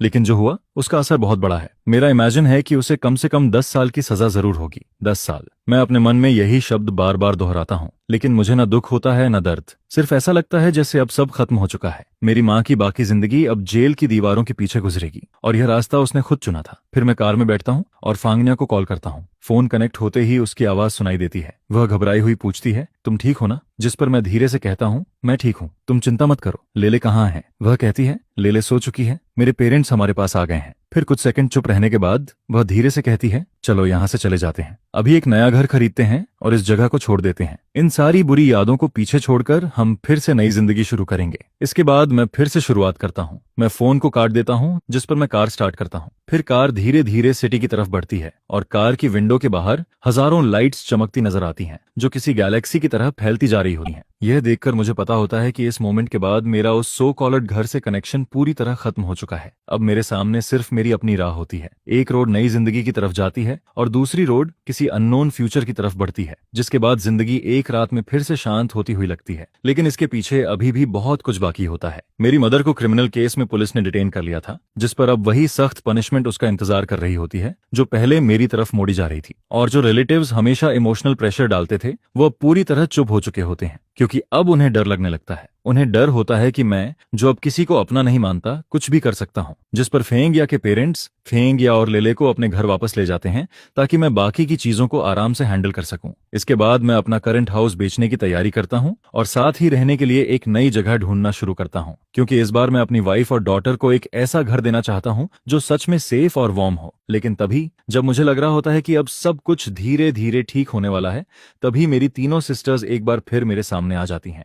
हालांकि इस बार वो मेरे घर या ऑफिस नहीं आती हैं, बल्कि वो लॉयर ली के थ्रू मुझे एक कैफे में मिलने के लिए बुलाती हैं। मैं पहले जाने का कोई इरादा नहीं रखता हूं, जिस पर लॉयर ली मुझसे कहता है कि उनका एटीट्यूड इस बार बहुत सिंसियर लग रहा है। शायद वो कंपनसेशन और सेटलमेंट की बात करना चाहती हैं। यह सुनकर सिर्फ इस मैटर को हमेशा के लिए खत्म करने के लिए मैं वहां जाने का फैसला करता हूं। फिर जब मैं कैफे में पहुंचता हूं तो मैं देखता हूं कि वो तीनों पहले से वहां बैठी होती हैं, लेकिन सिर्फ कुछ दिनों में ही वो ऐसी लग रही होती हैं जैसे उन पर 10 साल गुजर गए हों। उनके चेहरे की पुरानी चमक पूरी तरह गायब हो चुकी होती है। उसकी जगह सिर्फ थकान और टूटापन नजर आता है। उनकी आंखें अंदर धंस चुकी होती हैं और उनके चेहरे पर सिर्फ सुन्नपन दिखाई देता है, जिस पर जैसे ही वो मुझे देखती हैं वो जल्दी से खड़ी हो जाती हैं। लेकिन मैं कुछ नहीं बोलता हूँ और जाकर उनके सामने बैठ जाता हूँ। लॉयली भी मेरे बगल में बैठ जाता है। फिर बड़ी सिस्टर धीरे धीरे कहती है, झोरान, हम तुमसे माफी मांगने आए हैं। हमने बहुत गलत किया, हम सब ने गलती की। हमें पैसों के पीछे इतना पागल नहीं होना चाहिए था और हमें तुम्हारे साथ ऐसा बिहेव नहीं करना चाहिए था। जिस पर थर्ड सिस्टर जो यान, जो पहले सबसे ज्यादा एरोगेंट रहती थी, अब सिर झुकाकर चुप बैठी रहती है। उसकी उंगलियां नर्वस होकर टेबल के किनारे को कसकर पकड़ रही होती हैं। मैं उनकी हालत देखता हूँ, लेकिन मेरे दिल में जरा सा भी फर्क नहीं पड़ता है। फिर मैं सीधा कहता हूँ, तुम लोगों को माफी मांगने की जरूरत नहीं है। अगर सिर्फ यही बोलने के लिए बुलाया है तो मैं अभी जा सकता हूँ। यह सुनकर झोरान की बड़ी सिस्टर जल्दी से कहती है, नहीं, हम सच में अपनी गलती मानते हैं। हम वो सारे पैसे वापस देने को तैयार हैं, पूरे 6 मिलियन। हमें 1 रुपया भी नहीं चाहिए। हम सब कुछ तुम्हें दे देंगे। बस तुम पुलिस से कह दो कि हमारी मदर को इस बार माफ कर दें। तुम एक फॉरगिवनेस लेटर लिख दो। फिर वो रोते हुए कहती है, वो बूढ़ी हैं, उनकी तबीयत भी अच्छी नहीं रहती। अगर उन्हें सच में जेल जाना पड़ा तो वो वहां मर जाएंगी। और तभी मुझे समझ आता है कि वो लोग आखिर चाहते क्या हैं। वो लोग पैसों के बदले किसी की फ्रीडम खरीदना चाहते हैं। वही पैसे जो पहले ग्रीड और रिश्वत से भरे हुए थे, अब उसी के बदले वो अपनी मदर की फ्रीडम खरीदना चाहती हैं। जिस पर मैं हंस देता हूँ और फिर कहता हूँ, बिग सिस्टर, शायद तुमसे बहुत बड़ी गलती हो रही है। मेरी मदर ने कोई फैमिली डिस्प्यूट नहीं किया है। उसने पब्लिक सेफ्टी के खिलाफ क्राइम किया है। उसने सिर्फ मुझे थ्रेटेन नहीं किया था, उसने उस पूरी बिल्डिंग के लोगों की जान खतरे में डाल दी थी। फिर मैं उनकी तरफ देखकर कहता हूँ, मेरे एक फॉरगिवनेस लेटर से कुछ नहीं बदलेगा। कोर्ट अपना फैसला खुद करेगी। यह सुनकर वो घबराकर पूछती है, तो क्या मदर सच में जेल चली जाएंगी? जिसके जवाब में मैं बिना किसी इमोशन के कहता हूँ, हाँ, और वो उसी लायक हैं। जिस दिन वो गैस सिलेंडर लेकर मेरे घर के बाहर बैठी थीं और मेरी वाइफ और डॉटर की सेफ्टी को थ्रेटन कर रही थीं, उसी दिन वो मेरे लिए मर चुकी थीं। इसके बाद मैं अपनी तीनों सिस्टर्स की तरफ देखता हूँ और कहता हूँ, और तुम लोग भी कम जिम्मेदार नहीं हो। तुम लोगों ने ही उन्हें इस हालत तक पहुंचाया है। जब डेमोलिशन का पैसा मिला था तब तुम सबने पैसे आपस में बांट लिए थे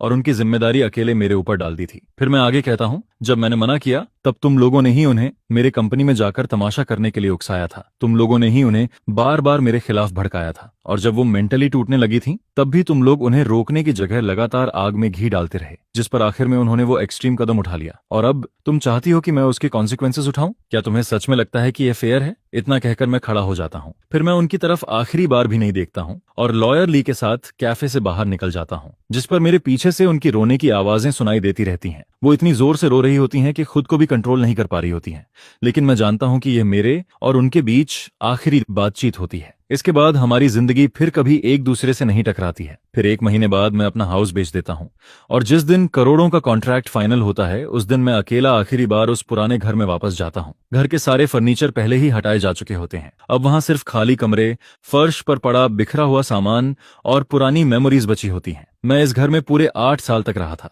मुझे लगता था कि यह मेरी मेहनत का रिजल्ट है, यह मेरी सक्सेस और ग्लोरी की निशानी है, लेकिन अब यह घर सिर्फ झगड़ों, बेट्रेल और दर्द की जगह बन चुका होता है, और मेरे दिल में उसके लिए जरा सा भी लगाव नहीं बचा होता। इसके बाद मैं और फेंगिया सिटी के दूसरे साइड में एक बड़ा हाउस खरीदते हैं। वहां का स्कूल डिस्ट्रिक्ट भी पहले से अच्छा होता है और एनवायरनमेंट भी काफी शांत होता है। लेले बहुत खुश होती है क्योंकि उसके पास पहली बार अपना एक प्रिंसेस रूम होता है जिसमें बड़ी सी विंडो लगी होती है, और फेंगिया भी खुश होती है क्योंकि अब उसके पास अपना एक स्टडी रूम होता है जिसमें हर समय धूप आती रहती है, जिस पर हमारी जिंदगी धीरे धीरे फिर से नॉर्मल होने लगती है। इसके बाद मेरी मदर का केस जुडिशियल प्रोसेस में एंटर कर जाता है और अब फैसला आने में सिर्फ समय बाकी होता है। फिर मुझे सुनने को मिलता है कि मेरी तीनों सिस्टर्स ने अपना पुराना घर बेच दिया है और वो इस सिटी को छोड़कर कहीं और चली गई हैं, शायद इसलिए क्योंकि अब वो इस शहर में सिर उठाकर नहीं रह सकती थी। लेकिन वो कहाँ गई मुझे नहीं पता, और सच कहूं तो मैं जानना भी नहीं चाहता हूं, क्योंकि अब हम दोनों ऐसी 2 सीधी लाइंस बन चुके होते हैं जो थोड़ी देर के लिए एक दूसरे से टकराती हैं और फिर हमेशा के लिए अलग हो जाती हैं। मैं एक दूर डायरेक्शन में भागता हुआ आता हूं और अपने नए घर के सामने रुकता हूं, जिस पर मुझे अचानक अपने पुराने घर की याद आती है। मैं सोचता हूं कि वहां जाकर पापा की छोड़ी हुई कुछ चीजें ले आऊं, क्योंकि वो पुराना घर जिसमें मेरा पूरा बचपन बीता था अब जल्दी ही गिराया जाने वाला होता है। फिर मैं पुराने घर में जाता हूं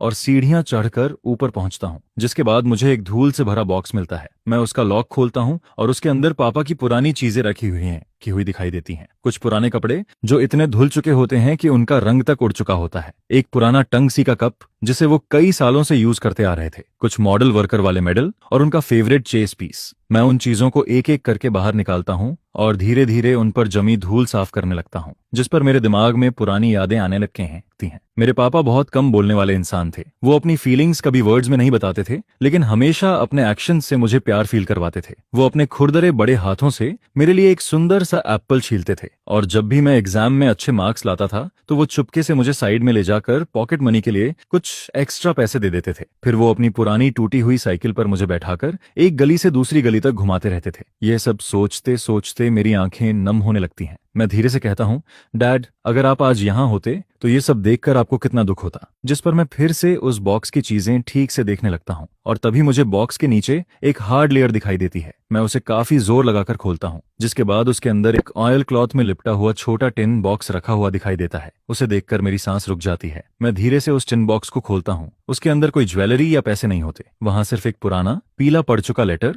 और एक फोल्ड किया हुआ डॉक्यूमेंट रखा होता है। फिर मैं सबसे पहले उस डॉक्यूमेंट को खोलता हूं, और जैसे ही वो मेरे सामने फैलता है मेरी सांसें थम जाती हैं, क्योंकि वो एक हॉस्पिटल का बर्थ सर्टिफिकेट होता है। उसमें बच्चे के नाम वाली जगह पर मेरा नाम लिखा होता है, जो उरान। फादर के नाम वाली जगह पर जो जियानजुन लिखा होता है, लेकिन मदर के नाम वाली जगह पर जो शुई नहीं लिखा होता। वहां एक ऐसा नाम लिखा होता है जिसे मैंने पहले कभी नहीं सुना था, लिंगहुई। यह देखकर मेरा दिमाग पूरी तरह खाली हो जाता है। ऐसा लगता है जैसे मेरे सिर के ऊपर कोई जोरदार ठंडर गिर गया हो, जिसने मेरी सारी सोच तोड़ दी हो। यह मेरी माँ का नाम नहीं है। इसका मतलब जो शियू मेरी रियल मदर नहीं है, जिस पर मेरा पूरा शरीर ठंडा पड़ जाता है। मेरे हाथ कांपने लगते हैं। फिर मैं उस पुराने लेटर को उठाता हूँ। वो लेटर मेरे पापा ने लिंगहुई नाम की उस औरत के लिए लिखा था, या शायद लिखना चाहा था, लेकिन कभी भेज नहीं पाए। उस लेटर की हैंडराइटिंग बिल्कुल वही होती है जिसे मैं बचपन से पहचानता हूँ। उसमें लिखा होता है, हुई, मुझे माफ कर दो। मुझे तुम्हारे साथ और अनगिरान के साथ बहुत गलत करना पड़ा। शुई को सब पता चल गया था। उसने बहुत हंगामा किया। उसने कहा कि अगर मैंने तुमसे रिश्ता खत्म नहीं किया तो वो तुम्हारे काम की जगह पर जाकर तमाशा करेगी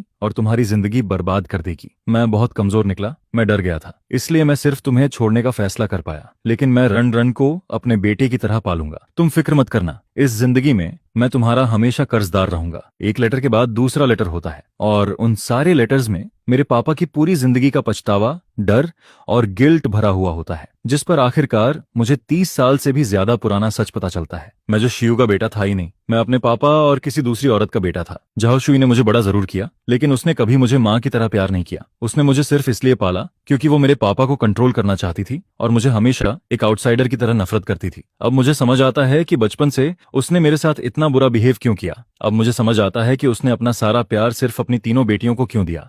और अब मुझे यह भी समझ आता है कि जब प्रॉपर्टी का पैसा बांटा जा रहा था, तब उसने क्यों कहा था तुम 1 रुपया भी डिजर्व नहीं करते, क्योंकि उसके दिल में मैं कभी जो फैमिली का हिस्सा था ही नहीं। मैं उसके लिए हमेशा एक अनवांटेड बच्चा था, एक ऐसा निशान जिससे वो पूरी जिंदगी नफरत करती रही। जिस पर मैं बर्थ सर्टिफिकेट और उन लेटर्स को हाथ में लेकर उस ठंडी सीढ़ी पर बैठ जाता हूँ और मेरी आंखों से आंसू चुपचाप बहने लगते हैं। अब मुझे समझ आता है कि जिस रिश्ते को मैं इतने सालों से बचाने की कोशिश कर रहा था, वो शुरू से ही झूठ था। जिस एहसान को चुकाने में मैंने अपनी आधी जिंदगी लगा दी, उसके पीछे इतना दर्दनाक सच छिपा हुआ था। मैं खुद पर हंसने लगता हूँ, क्योंकि मैं झुरान हमेशा से एक आउटसाइडर था। मुझे नहीं पता मैं उस सीढ़ी पर कितनी देर तक बैठा रहता हूँ। ऐसा लगता है जैसे टाइम का कोई मतलब ही नहीं बचा हो। फिर मैं अपने चेहरे से आंसू और धूल साफ करता हूँ और उस पुराने घर को आखिरी बार देखता हूँ। वही घर जिसमें मेरे बचपन के सारे डर और बुरे सपने छिपे हुए थे, जिस पर मैं बिना पीछे देखे नीचे उतर जाता हूँ, क्योंकि अब यह घर टूट जाना चाहिए और इसके साथ मेरे अतीत की सारी दर्दनाक बातें भी हमेशा के लिए मिट जानी चाहिए। फिर मैं घर से बाहर निकलता हूँ। बाहर की धूप मेरी आंखों में चुभती है। मैं कार स्टार्ट करता हूँ और उस गली से बाहर निकल जाता हूँ जहां मैंने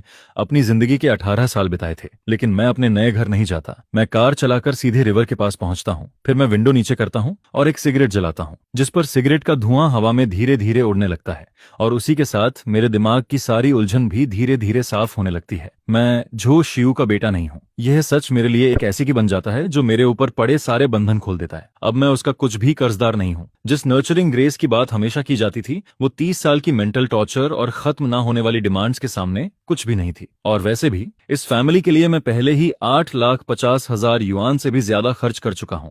इतना सब कुछ देने के बाद मेरा हर कर्ज बहुत बहुत पहले ही खत्म हो चुका होता है। कानून के हिसाब से मैं अभी भी उसका अडॉप्टेड सन माना जाता हूँ, इसलिए मुझे कुछ रिस्पॉन्सिबिलिटी उठानी पड़ेगी। लेकिन दिल से अब हमारे बीच सिर्फ नफरत बची होती है। जिस पर मैं अपना फोन निकालता हूँ और लॉयर ली को कॉल करता हूँ। फोन उठते ही मैं पूछता हूँ, ब्रदर ली, केस कहाँ तक पहुंचा? जिसके जवाब में लॉयर ली कहता है, अभी प्रोसेस चल रही है, सारे फैक्ट्स क्लियर हैं और सारे एविडेंस भी पूरे हैं, इसलिए किसी भी तरह का सरप्राइज नहीं होगा। यह सुनकर मैं धीरे से कहता हूँ, ठीक है, क्योंकि मुझे यहाँ कुछ नई चीजें पता चली हैं। मैंने बस उसे वो सब बता दिया जो मुझे अभी अभी पुराने घर में मिला था। जिस पर फोन के दूसरी तरफ लॉयर ली काफी देर तक चुप रहता है। फिर वो धीरे से कहता है, झोरन, तुम ठीक हो? जिसके जवाब में मैं कहता हूँ, मैं ठीक हूँ ब्रदर ली, मैं बस एक बात जानना चाहता हूँ, क्या मेरी बर्थ स्टोरी का झो शियू के केस पर कोई असर पड़ेगा, या मैं उससे अपना लीगल मदर सन रिलेशन पूरी तरह खत्म कर सकता हूँ? जिस पर लॉयर ली कुछ देर सोचकर कहता है, झोरान, ये मैटर काफी कॉम्प्लिकेटेड है। लॉ के हिसाब से तुम्हारे और झो शियू के बीच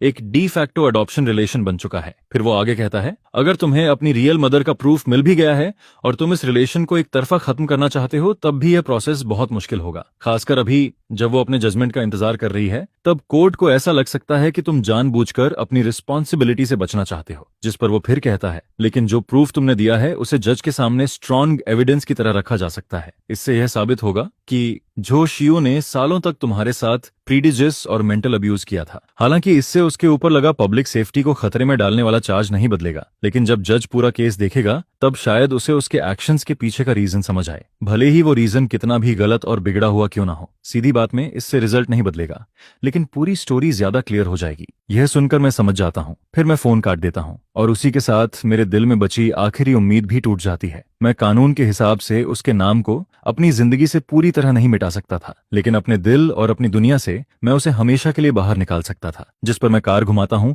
और सीधे अपने ससुराल पहुंच जाता हूँ। जैसे ही फेंगिया और लेले मुझे देखती हैं, वो तुरंत मेरी तरफ आ जाती हैं। फेंगिया पूछती है, तुम वापस कैसे आ गए? तुम्हारा फोन नहीं लग रहा था। जिस पर लेले मेरी आंखों की तरफ देखकर पूछती है, डैड, आपकी आंखें लाल क्यों हैं? मैं हल्का सा मुस्कुराता हूँ और कहता हूँ, डैड ठीक है, बस थोड़ा टायर्ड है। लेकिन मैं अपने शरीर को हल्का सा कांपता हुआ फील कर रहा होता हूँ और मुझे पता होता है कि सिर्फ यही जगह है जहां मैं अपना सारा दिखावा उतार सकता हूँ। डिनर के दौरान मैं पूरी तरह खोया हुआ बैठा रहता हूँ। मेरे सास ससुर समझ जाते हैं कि मेरे साथ कुछ ठीक नहीं है, लेकिन वो मुझसे कुछ नहीं पूछते। जिस पर फेंक या बार बार मेरी प्लेट में खाना रखती रहती है, उसकी आंखों में सिर्फ चिंता दिखाई दे रही होती है। फिर रात को जब लेले सो जाती है, तब मैं और फेंक या अपने कमरे में वापस आते हैं। मैं दरवाजा बंद करता हूँ और अपने बैग से वो छोटा टिन बॉक्स निकालता हूँ। फेंक या मुझे हैरानी से देखती है और पूछती है ये क्या है, लेकिन मैं कुछ नहीं बोलता। मैं बस बॉक्स खोलता हूँ और उसके अंदर रखा बर्थ सर्टिफिकेट और वो लेटर्स उसके हाथ में दे देता हूँ। जिस पर फेंक या बेड के पास वाली लाइट में उन्हें धीरे धीरे पढ़ने लगती है। पूरा कमरा बिल्कुल शांत हो जाता है, सिर्फ पेजेस पलटने की आवाज और हमारी भारी होती सांसें सुनाई दे रही होती हैं। मैं उसके चेहरे को देख रहा होता हूँ। पहले उसके चेहरे पर कंफ्यूजन होता है, फिर वो शॉक में बदल जाता है, उसके बाद डिसेबिलिफ दिखाई देने लगती है और आखिर में उसकी आंखों में सिर्फ दर्द रह जाता है। फिर वो सिर उठाती है, उसकी आंखें लाल हो चुकी होती हैं, जिस पर वो धीरे से कहती है जो भी पहले हुआ उसे भूल जाओ, आगे तुम्हारे साथ मैं हूँ, तुम जरूर खुश रहोगे क्योंकि हम ही तुम्हारी रियल फैमिली हैं। उस रात हम बहुत देर तक बात करते हैं। मैं उसे वो सब बता देता हूँ जिसे मैं इतने सालों से जानबूझकर भूलने की कोशिश कर रहा था। वो सारी बातें, वो सारे डिटेल्स और वो सारे जख्म जिन्हें मैं जबरदस्ती अपने अंदर दबाए हुए था। जिस पर इतने सालों से छिपे हुए वो जख्म फिर से खुल जाते हैं और हालांकि यह बहुत दर्द देता है, लेकिन पहली बार मुझे ऐसा लगता है कि उन पर धूप पड़ रही है। फेंक यह सबसे अच्छी लिसनर साबित होती है। वो मुझे बार बार समझाने या बड़ी बड़ी बातें करने की कोशिश नहीं करती। वो बस चुपचाप मेरी बातें सुनती रहती है और अपनी सॉफ्टनेस और समझ से धीरे धीरे मेरे दिल के जख्म भरने लगती है। फिर जब सुबह होने वाली होती है, तब हम एक दूसरे को पकड़कर सो जाते हैं और उस रात मुझे बहुत दिनों बाद सुकून की नींद आती है। जब मेरी आंख खुलती है, तब कमरे में धूप फैल चुकी होती है और मेरे दिल का अंधेरा भी जैसे थोड़ा थोड़ा कम होने लगता है। जिस पर हम फैसला करते हैं कि अभी के लिए हम मेरी रियल मदर लिंगुई को ढूंढने की कोशिश नहीं करेंगे, क्योंकि उस वक्त जो कुछ हुआ था वो बहुत कॉम्प्लिकेटेड था। अगर हम अभी उसे ढूंढेंगे तो पता नहीं कितनी नई बातें और कितनी नई प्रॉब्लम्स सामने आ जाएंगी। और अभी हमें सबसे ज्यादा एक शांत जिंदगी की जरूरत होती है। 1 महीने बाद जो जुई के केस की हियरिंग शुरू हो जाती है, लेकिन मैं कोर्ट नहीं जाता, फेंक या भी नहीं जाती, क्योंकि हम दोनों उस औरत का चेहरा दोबारा नहीं देखना चाहते थे। फिर जिस दिन फैसला आता है, उसी दिन लॉयरली मुझे फोन करता है। वो कहता है डेंजरस मेथड से पब्लिक सेफ्टी को खतरे में डालने के क्राइम में उसे गिल्टी माना गया है, क्योंकि उसके एक्शन से बहुत बड़ा नुकसान हो सकता था और उसका असर सोसाइटी पर भी बहुत बुरा पड़ा। साथ ही उसने अपने क्राइम को लेकर कोई पछतावा भी नहीं दिखाया, इसलिए कोर्ट ने उसे 12 साल की जेल की सजा दी है। यह सुनकर मैं कुछ देर तक चुप रह जाता हूँ, क्योंकि यह सजा हमारी उम्मीद से 2 साल ज्यादा होती है। शायद मैंने जो प्रूफ दिए थे, उनसे जज को उसकी असली और बिगड़ी हुई ह्यूमैनिटी साफ दिखाई दे गई थी। फिर मैं फोन हाथ में लेकर काफी देर तक कुछ नहीं बोलता। उसके बाद मैं धीरे से फोन काट देता हूँ, जिस पर मैं बालकनी में चला जाता हूँ। नीचे नई सोसाइटी का गार्डन दिखाई दे रहा होता है, वहां बच्चे खेल रहे होते हैं और दूर सिटी की सड़कें, गाड़ियां और लाइट्स, सब कुछ लाइफ से भरा हुआ लगता है। मैं एक लंबी सांस लेता हूँ, क्योंकि टाइम सबसे अच्छी मेडिसिन होता है। 1 साल काफी होता है कई जख्मों को भरने के लिए, कई पुरानी यादों को धुंधला करने के लिए। अब हमारा नया घर सच में घर जैसा लगने लगा था। वहां हर तरफ वार्मथ और कंफर्ट फील होता था। हर कोने में फेंक या की मुस्कान और लेले की हंसी गूंजती रहती थी। इसके साथ ही मेरा करियर भी पहले से बेहतर होता जा रहा था। पहले जो फैमिली ड्रामा हुआ था,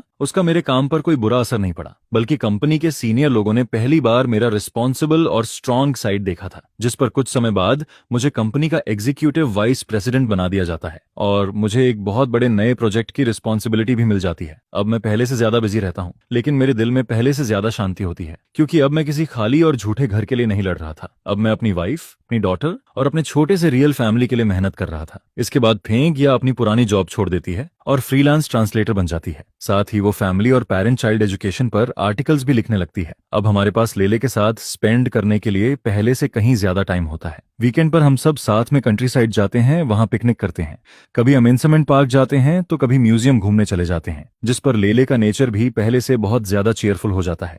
उसके चेहरे पर हर समय एक मासूम सी स्माइल रहती है। मैं जब फेंक या और लेले के चेहरे पर वो स्माइल देखता हूँ, तब मुझे लगता है कि मुझे जिंदगी में बस यही चाहिए था। और जो भी बुरी बातें थीं, जो भी दर्द और तकलीफ थी, ऐसा लगता है जैसे वो सब अब हमसे बहुत दूर छूट चुकी होती हैं। जो जुई अभी भी जेल में अपनी सजा काट रही होती है और मेरी तीनों सिस्टर्स के बारे में मुझे बस इतना सुनने को मिलता है कि उन्होंने ओल्ड हाउस बेचने के बाद और जो भी एसेट्स बची थीं उन्हें बांटने के बाद पूरी तरह गायब हो गईं, जिस पर उन्होंने दोबारा कभी मुझसे कॉन्टैक्ट और नहीं किया। और सच कहूं तो मुझे भी यही ठीक लगता है। फिर वो आयरन बॉक्स जिसमें मेरी जिंदगी का सबसे बड़ा सीक्रेट छिपा हुआ था, मैं उसे स्टडी रूम के सेफ में बंद कर देता हूँ। मैं उसे बहुत कम बाहर निकालता हूँ, क्योंकि मैं चाहता हूँ कि वो सीक्रेट हमेशा के लिए वहीं दबा रहे। मैं अब किसी और ट्रुथ को जानना नहीं चाहता। मेरे लिए माँ अब फेंग या की माँ होती हैं, लेले की ग्रैंडमदर, वो इंसान जो हमेशा हमारे लिए खाना बनाती हैं, जो हमारे बीमार होने पर हमारी केयर करती हैं। बस मेरे लिए वही काफी होता है, जिस पर जिंदगी धीरे धीरे बिल्कुल शांत हो जाती है, एक ऐसी झील की तरह जिसमें कोई लहर नहीं होती। और मुझे लगने लगता है कि अब जिंदगी हमेशा ऐसे ही चलेगी,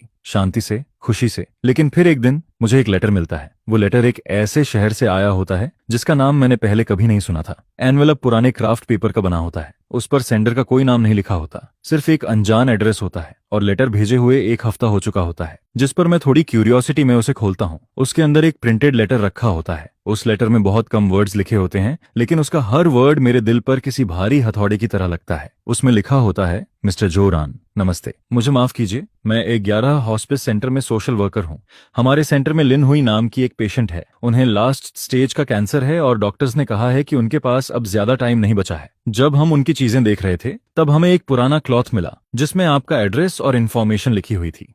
कई बार वेरीफाई करने के बाद हमने आपकी आइडेंटिटी कंफर्म की। लिन हुई, फीमेल टीचर लिन हुई। उन्होंने पूरी जिंदगी शादी नहीं की, उनका कोई और बच्चा भी नहीं है, लेकिन जब भी वो बेहोशी और होश के बीच होती हैं तब वो बार बार एक नाम लेती हैं, और वो नाम आपका है जोरान। उन्होंने कहा है कि वो आपसे मिलना चाहती हैं। ये पढ़ते ही मेरे हाथ कांपने लगते हैं। वो हल्का सा पेपर अचानक मेरे हाथों में बहुत भारी लगने लगता है। लिन हुई, यह नाम मैंने सिर्फ अपने बर्थ सर्टिफिकेट में देखा था और अपने पापा के लेटर्स में। मेरी रियल मदर, वो अब मरने वाली है और वो मुझसे मिलना चाहती है। ये खबर एक शांत झील में फेंके गए पत्थर की तरह होती है और मेरी अभी अभी बनी हुई शांत जिंदगी में एक बड़ा क्रैक डाल देती है। मैं समझ नहीं पाता कि मुझे क्या करना चाहिए। ना जाऊं। मेरे दिमाग का एक हिस्सा यही कहता है, वो मेरे लिए बस एक स्ट्रेंजर है जिससे सिर्फ खून का रिश्ता है। वो 30 साल से ज्यादा वक्त तक मेरी जिंदगी से गायब रही। उसका मुझ पर कोई हक नहीं है और ना ही मेरा उस पर कोई फर्ज है। मैंने अपनी जिंदगी को इतनी मुश्किल से नॉर्मल बनाया है। मुझे दोबारा उस पुराने पास्ट को छूना नहीं चाहिए। लेकिन दूसरी तरफ मेरे दिल के अंदर एक और आवाज होती है जो मुझे खींच रही होती है। वो मेरी रियल मदर है। उसने मुझे मेरे पापा को क्यों दे दिया था? उसने इतने साल कैसे बिताए? उसने शादी क्यों नहीं की? उसके और कोई बच्चे क्यों नहीं हुए? ऐसे हजार सवाल मेरे अंदर उठने लगते हैं, जैसे कोई तेज लहर बार बार मेरे दिल से टकरा रही हो। और मुझे पता होता है कि अगर मैं नहीं गया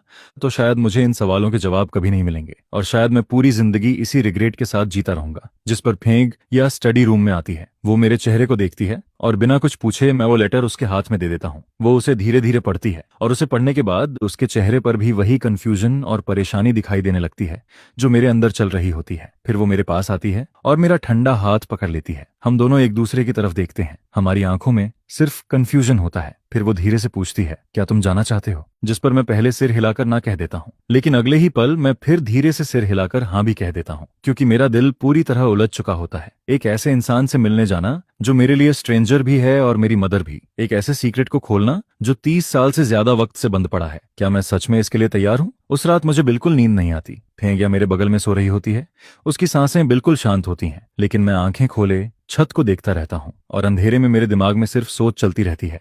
2 नाम बार बार मेरे दिमाग में आते रहते हैं। एक जो शिव, वो औरत जिसे मैंने 30 साल तक माँ कहा, जिसने मुझे सिर्फ दर्द और तकलीफ दी और जो अब जेल में अपनी जिंदगी काट रही होती है। और दूसरी लिन हुई, वो औरत जिसने मुझे जन्म दिया लेकिन जो मेरी पूरी जिंदगी में कभी नहीं रही। और अब जब उसकी जिंदगी खत्म होने वाली है तब वो अचानक मेरे सामने वापस आ रही है, जिस पर मेरे दिल में 2 बिल्कुल अलग फीलिंग्स उठने लगती हैं। एक तरफ नफरत, गुस्सा और दर्द, और दूसरी तरफ रिग्रेट, क्यूरियोसिटी और बेचैनी। जाना है या नहीं जाना, यह सवाल मेरे दिल में किसी भारी तराजू की तरह लटकता रहता है। उस तराजू के एक तरफ मेरी नई जिंदगी होती है, मेरी वाइफ, मेरी डॉटर, मेरा करियर, वो सब कुछ जिसके लिए मैंने इतना कुछ सहा था। ये सब मेरी जिंदगी की सबसे कीमती चीज होती है। और दूसरी तरफ लिन हुई से मिलना मतलब उस पुराने जख्म को फिर से खोल देना, उस पास्ट में वापस जाना जिसे मैं हमेशा के लिए दफन कर देना चाहता था, क्योंकि हो सकता है कि वहां मुझे कुछ ऐसे आंसर्स मिलें जो मेरे अंदर एक नया दर्द पैदा कर दें, एक नई स्टॉर्म शुरू कर दें। मुझे डर लगता है कि मेरे दिल का वो जख्म जो अभी अभी भरना शुरू हुआ है फिर से टूट जाएगा। और मुझे डर लगता है कि मैंने इतनी मुश्किल से जो खुद को संभाला है वो सब एक पल में बिखर जाएगा। मुझे डर लग रहा है कि इस बार इसका असर फेंग या और लेले पर पड़ेगा, हमारे इस फ्रेजाइल नए होम पर पड़ेगा। और बैलेंस के दूसरे साइड पर वो वुमन होती है जिसका नाम लिंग हुई है, वो लाइफ जो अब धीरे धीरे खत्म होने वाली है। और वो सवाल जो पिछले 30 सालों से भी ज्यादा टाइम से मेरे दिल में अटका हुआ है, मेरी अपनी लाइफ को लेकर वो बहुत बड़ा कंफ्यूजन कि उसने मुझे मेरे फादर को क्यों दे दिया। उसने अपनी पूरी लाइफ बिना हस्बैंड एंड बिना चिल्ड्रन के क्यों गुजार दी? उसके और मेरे फादर के बीच आखिर ऐसा क्या हुआ था? ये सारे सवाल किसी तेज कांटे की तरह मेरे दिल में चुभे हुए थे, जिस पर अगर मैं नहीं जाता तो ये कांटा हमेशा के लिए मेरे दिल में रह जाता। फिर वो मुझे हर वक्त यही याद दिलाता रहता कि मैं एक ऐसा इंसान हूं जिसकी कोई जड़ नहीं है, जिसे ये तक नहीं पता कि वो कहां से आया है। और फिर हर आने वाली शांत रात में वो सवाल अचानक मेरे सामने आकर मुझे परेशान करता रहता। मैं पूरी लाइफ बस यही सोचता रहता, बस यही इमेजिन करता रहता, जिस पर फेंक या की बात सही लगती है कि जाना या ना जाना दोनों ही सही चॉइस हैं। एक तरफ प्रेजेंट को बचाना है और दूसरी तरफ पास्ट को खत्म करना है, लेकिन मुझे कौन सा रास्ता चुनना चाहिए यही समझ नहीं आता है। इसके बाद मैं चुपचाप उठता हूँ और लिविंग रूम में चला जाता हूँ। वहां जाकर मैं अपने लिए एक ग्लास ठंडा पानी डालता हूँ। वो ठंडा पानी मेरे गले से नीचे उतरता है, जिस पर मेरा दिमाग थोड़ा शांत होने लगता है। फिर मैं धीरे धीरे लेले के रूम के बाहर पहुंचता हूँ और डोर को हल्का सा पुश करता हूँ। कॉरिडोर की हल्की रोशनी के बीच मैं अपनी बेटी का सोता हुआ चेहरा देखता हूँ। उसके छोटे से फेस पर अब भी एक प्यारी सी स्माइल होती है, जिसे देखकर मुझे समझ नहीं आता कि वो कौन सा स्वीट सपना देख रही है। मैं बस उसे देखता रहता हूँ, जिस पर अचानक मेरे दिल में हिम्मत आने लगती है, एक ऐसा इमोशन जिसे मैं शब्दों में एक्सप्लेन भी नहीं कर सकता। फिर मैं सोचता हूँ कि फ्यूचर में जब वो बड़ी होगी तब वो मुझसे पूछेगी, डैड आपकी मदर कैसी थी, मेरी ग्रैंड मदर कैसी थी? जिस पर उस वक्त मैं उसे क्या जवाब दूंगा? क्या मैं उससे कहूंगा कि जो जूई नाम की उस वुमन ने अपनी नफरत और ग्रीड की वजह से आखिर में खुद को प्रिजन पहुंचा दिया था? या फिर मैं उसे बताऊंगा कि मेरी एक ग्रैंड मदर और भी थी जिससे मैं कभी मिला ही नहीं, और अगर मैं खुद अपने पास का सामना नहीं कर सकता तो फिर मुझे क्या हक है कि मैं अपनी बेटी को उसकी लाइफ का सामना करना सिखाऊं? यह सोचते ही मेरे दिल का बैलेंस धीरे धीरे बदलने लगता है, क्योंकि भाग जाना किसी भी प्रॉब्लम को सॉल्व नहीं करता, वो सिर्फ दिल के अंदर की खाली जगह को और बड़ा करता जाता है। शायद मुझे प्रोटेक्शन की नहीं, रिकंसिलिएशन की जरूरत है। मुझे अपनी लाइफ के पहले हिस्से को एक प्रॉपर एंडिंग देनी है, क्योंकि तभी मैं बिना किसी बोझ के सच में फ्यूचर की तरफ बढ़ पाऊंगा। जिस पर मैं वापस रूम में लौट कर आता हूँ, तब तक फेंग या पता नहीं कब जाग चुकी होती है। वो बेड के सहारे बैठी होती है और मुझे चुपचाप देख रही होती है। फिर वो मुझसे पूछती है, क्या तुमने सोच लिया है? जिसके जवाब में मैं धीरे से कहता हूँ, मैं उससे मिलना चाहता हूँ, उसके लिए नहीं, अपने लिए। मैं सच जानना चाहता हूँ, मैं खुद को एक जवाब देना चाहता हूँ, रिजल्ट चाहे अच्छा हो या बुरा। मैं उसे अपनी आंखों से देखना चाहता हूँ और अपने कानों से सुनना चाहता हूँ। यह सुनकर फेंग या हल्का सा मुस्कुराती है, जिस पर वो कहती है, मैं तुम्हारे साथ हूँ, यहाँ होम पर मैं हूँ, तुम बिना किसी डर के जा सकते हो, चाहे कुछ भी हो जाए। तुम्हें इसमें हमेशा याद रखना है कि यह हमेशा तुम्हारा घर रहेगा। लेले और मैं हमेशा तुम्हारा इंतजार करेंगे। यह सुनते ही मेरा दिल गर्माहट से भर जाता है। फिर मैं उसे अपनी बाहों में भर लेता हूँ और हम दोनों काफी देर तक ऐसे ही एक दूसरे के साथ बैठे रहते हैं। इसके बाद अगली सुबह जल्दी मैं उस अजनबी सिटी के लिए एक high speed rail ticket book करता हूँ। निकलने से पहले मैं लेले को गले लगाता हूँ और उससे कहता हूँ, डैड कुछ दिनों के लिए बिजनेस ट्रिप पर जा रहा है, तुम्हें घर पर मॉम की बात माननी है। जिस पर लेले तुरंत कहती है, डैड आप टेंशन मत लो। फिर मैं अपना छोटा सा सूटकेस उठाता हूँ और एलिवेटर की तरफ बढ़ जाता हूँ। जैसे ही मैं अंदर जाता हूँ, एलिवेटर का डोर धीरे धीरे बंद होने लगता है और उसके साथ फेंक या कि वो चिंता से भरी नजर भी मुझसे दूर हो जाती है। लेकिन मैं जानता हूँ कि अब मैं अपनी लाइफ की शुरुआत तक जाने वाले सफर पर निकल चुका हूँ। ये सफर अपनी रूट्स को ढूंढने का है। आगे का रास्ता आसान होगा या बहुत मुश्किल मुझे नहीं पता, लेकिन इतना जरूर पता है कि मुझे जाना ही होगा। यही मेरी फेट है। हाई स्पीड ट्रेन तेजी से ट्रैक्स पर भाग रही होती है। विंडो के बाहर के व्यूज तेजी से पीछे छूट रहे होते हैं। सिटी, खेत, पहाड़, नदियां, सब कुछ धुंधला होने लगता है, बिल्कुल मेरी उस पुरानी लाइफ की तरह जो अब तक धुंध में छुपी हुई थी। मैं सीट पर सिर पीछे टिकाकर आंखें बंद कर लेता हूँ, लेकिन मेरा दिमाग अब भी लगातार चलता रहता है। फिर मैं अपने बैकपैक में से वो छोटा सा टिन बॉक्स निकालता हूँ। मैं उसे खोलता नहीं हूँ, बस अपनी उंगलियों से धीरे धीरे उसे छूता रहता हूँ। उसका ठंडा सरफेस अपने अंदर मेरी रूट्स को छुपाए बैठा होता है और साथ ही दो लोगों की पूरी लाइफ के लव और हेट से भरे रिश्ते को भी, जिस पर मुझे अपने फादर जो जियानजून की याद आने लगती है। वो कम बोलने वाले इंसान थे, लेकिन अपने हर इमोशन को अपने एक्शंस में छुपा कर रखते थे। मैं हमेशा सोचता था कि वो मुझसे इसलिए प्यार करते हैं क्योंकि मैं उनका इकलौता बेटा हूँ, जो फैमिली की आखिरी उम्मीद हूँ। लेकिन अब मुझे समझ आता है कि उनके उस प्यार के पीछे एक गहरा गिल्ट भी छुपा हुआ था। उन्होंने शायद लिंगुई से बहुत प्यार किया होगा, वरना वो फैमिली टूटने का रिस्क लेकर मुझे इस दुनिया में नहीं लाते। लेकिन शायद वो बहुत कमजोर भी थे, जिस पर जब जो शियू ने उन्हें थ्रेटन किया तब उन्होंने कॉम्प्रोमाइज करना चुना और सब कुछ सहते हुए जीना चुना। वो एक बहुत कॉन्ट्राडिक्टरी और दुखी इंसान थे, एक ऐसे इंसान जो पूरी लाइफ अपने गिल्ट और अपने फैसलों के बीच फंसा रहा और शायद मरने तक भी उसे सुकून नहीं मिला। फिर मेरे दिमाग में लिंगुई का ख्याल आता है, मेरी रियल मदर। आखिर वो कैसी वुमन होगी? उसने अपने लेटर में लिखा था कि उसने पूरी लाइफ शादी नहीं की, उसके कोई और बच्चे नहीं हैं। इन छोटे से शब्दों के पीछे कितना दर्द, कितनी लोनलीनेस और कितनी तकलीफ छुपी हुई होगी, यह सोचकर ही मेरा दिल भारी होने लगता है। उसने दोबारा शादी क्यों नहीं की? क्या वो अब भी मेरे फादर से प्यार करती थी, या फिर उसके दिल में हमेशा मेरे लिए एक जगह बची हुई थी, और इन इतने सालों में वो अकेले कैसे जीती रही। क्या उसने कभी मेरे पास आने की कोशिश की थी, या फिर उसके और मेरे फादर के बीच ऐसा कुछ हुआ था जिसने उसे हमेशा के लिए मुझसे दूर रहने पर मजबूर कर दिया था। मेरे दिमाग में एक के बाद एक सवाल घूमने लगते हैं। ऐसे कौन से एग्रीमेंट्स थे जिनके बारे में मुझे कुछ भी नहीं पता। इतने सारे सवाल आपस में उलझकर पूरी तरह मेज बन चुके होते हैं, जिस पर मैं अपने दिमाग में उसकी शक्ल तक इमेजिन करने लगता हूँ। क्या वो मेरी तरह दिखती होगी, या फिर मैं उसकी तरह दिखता हूँ? क्या हमारी आईब्रोज, आंखें, न्यास,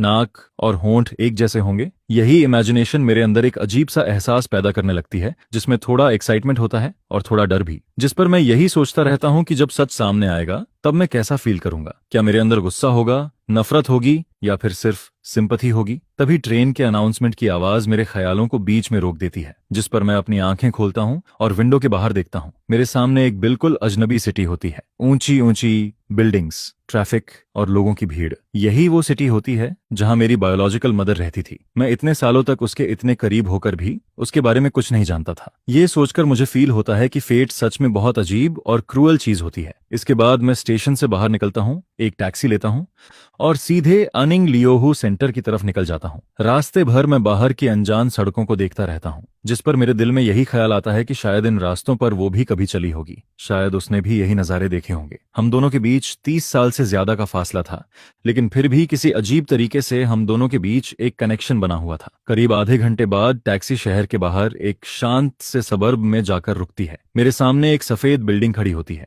उसके चारों तरफ हरे पेड़ लगे होते हैं और गेट पर एक बोर्ड लगा होता है जिस पर अनिंग लियोहू सेंटर लिखा होता है। उस बोर्ड पर लिखा हुआ ट्रैंक्विलिटी का मतलब इस वक्त मुझे बहुत अजीब लगता है, क्योंकि मेरे दिल के अंदर तो बिल्कुल भी शांति नहीं होती। मैं टैक्सी का पैसा देता हूँ और नीचे उतरकर उस बिल्डिंग के बाहर खड़ा हो जाता हूँ, लेकिन मैं काफी देर तक अंदर नहीं जाता, क्योंकि यही मेरे सफर का आखिरी पड़ाव होता है। उस दरवाजे के दूसरी तरफ मेरी रियल मदर होती है और उसी के साथ मेरी आधी जिंदगी का सच भी छुपा हुआ होता है। मुझे बस उस ग्लास डोर को धक्का देना होता है और सब कुछ सामने आ जाता, लेकिन मेरे पैर जैसे वहीं जम जाते हैं। ऐसा लगता है जैसे मेरे पूरे शरीर पर बहुत भारी बोझ रख दिया गया हो, जिसे मैं हटा नहीं पा रहा हूँ। मैं डर रहा होता हूँ, जिस पर मुझे एहसास होता है कि कुछ सच्चाइयां जितनी करीब आती हैं, इंसान उतना ही ज्यादा डरने लगता है। मैं करीब 10 मिनट तक वहीं खड़ा रहता हूँ। गेट पर खड़ा सिक्योरिटी गार्ड भी मुझे अजीब नजरों से देख रहा होता है। फिर मैं एक लंबी सांस लेता हूँ और खुद को संभालता हूँ। अब पीछे हटने का कोई रीजन नहीं बचा होता, जिस पर मैं अपना थोड़ा बिखरा हुआ कॉलर ठीक करता हूँ और उस भारी डोर को पुश करके अंदर चला जाता हूँ। अंदर का हॉल बिल्कुल शांत होता है। हवा में हल्की सी मेडिसिन और डिसइंफेक्टेंट की स्मेल फैली होती है। फ्रंट डेस्क पर नर्स की यूनिफॉर्म पहने एक यंग लड़की बैठी होती है। मुझे देखते ही वो प्रोफेशनल तरीके से स्माइल करती है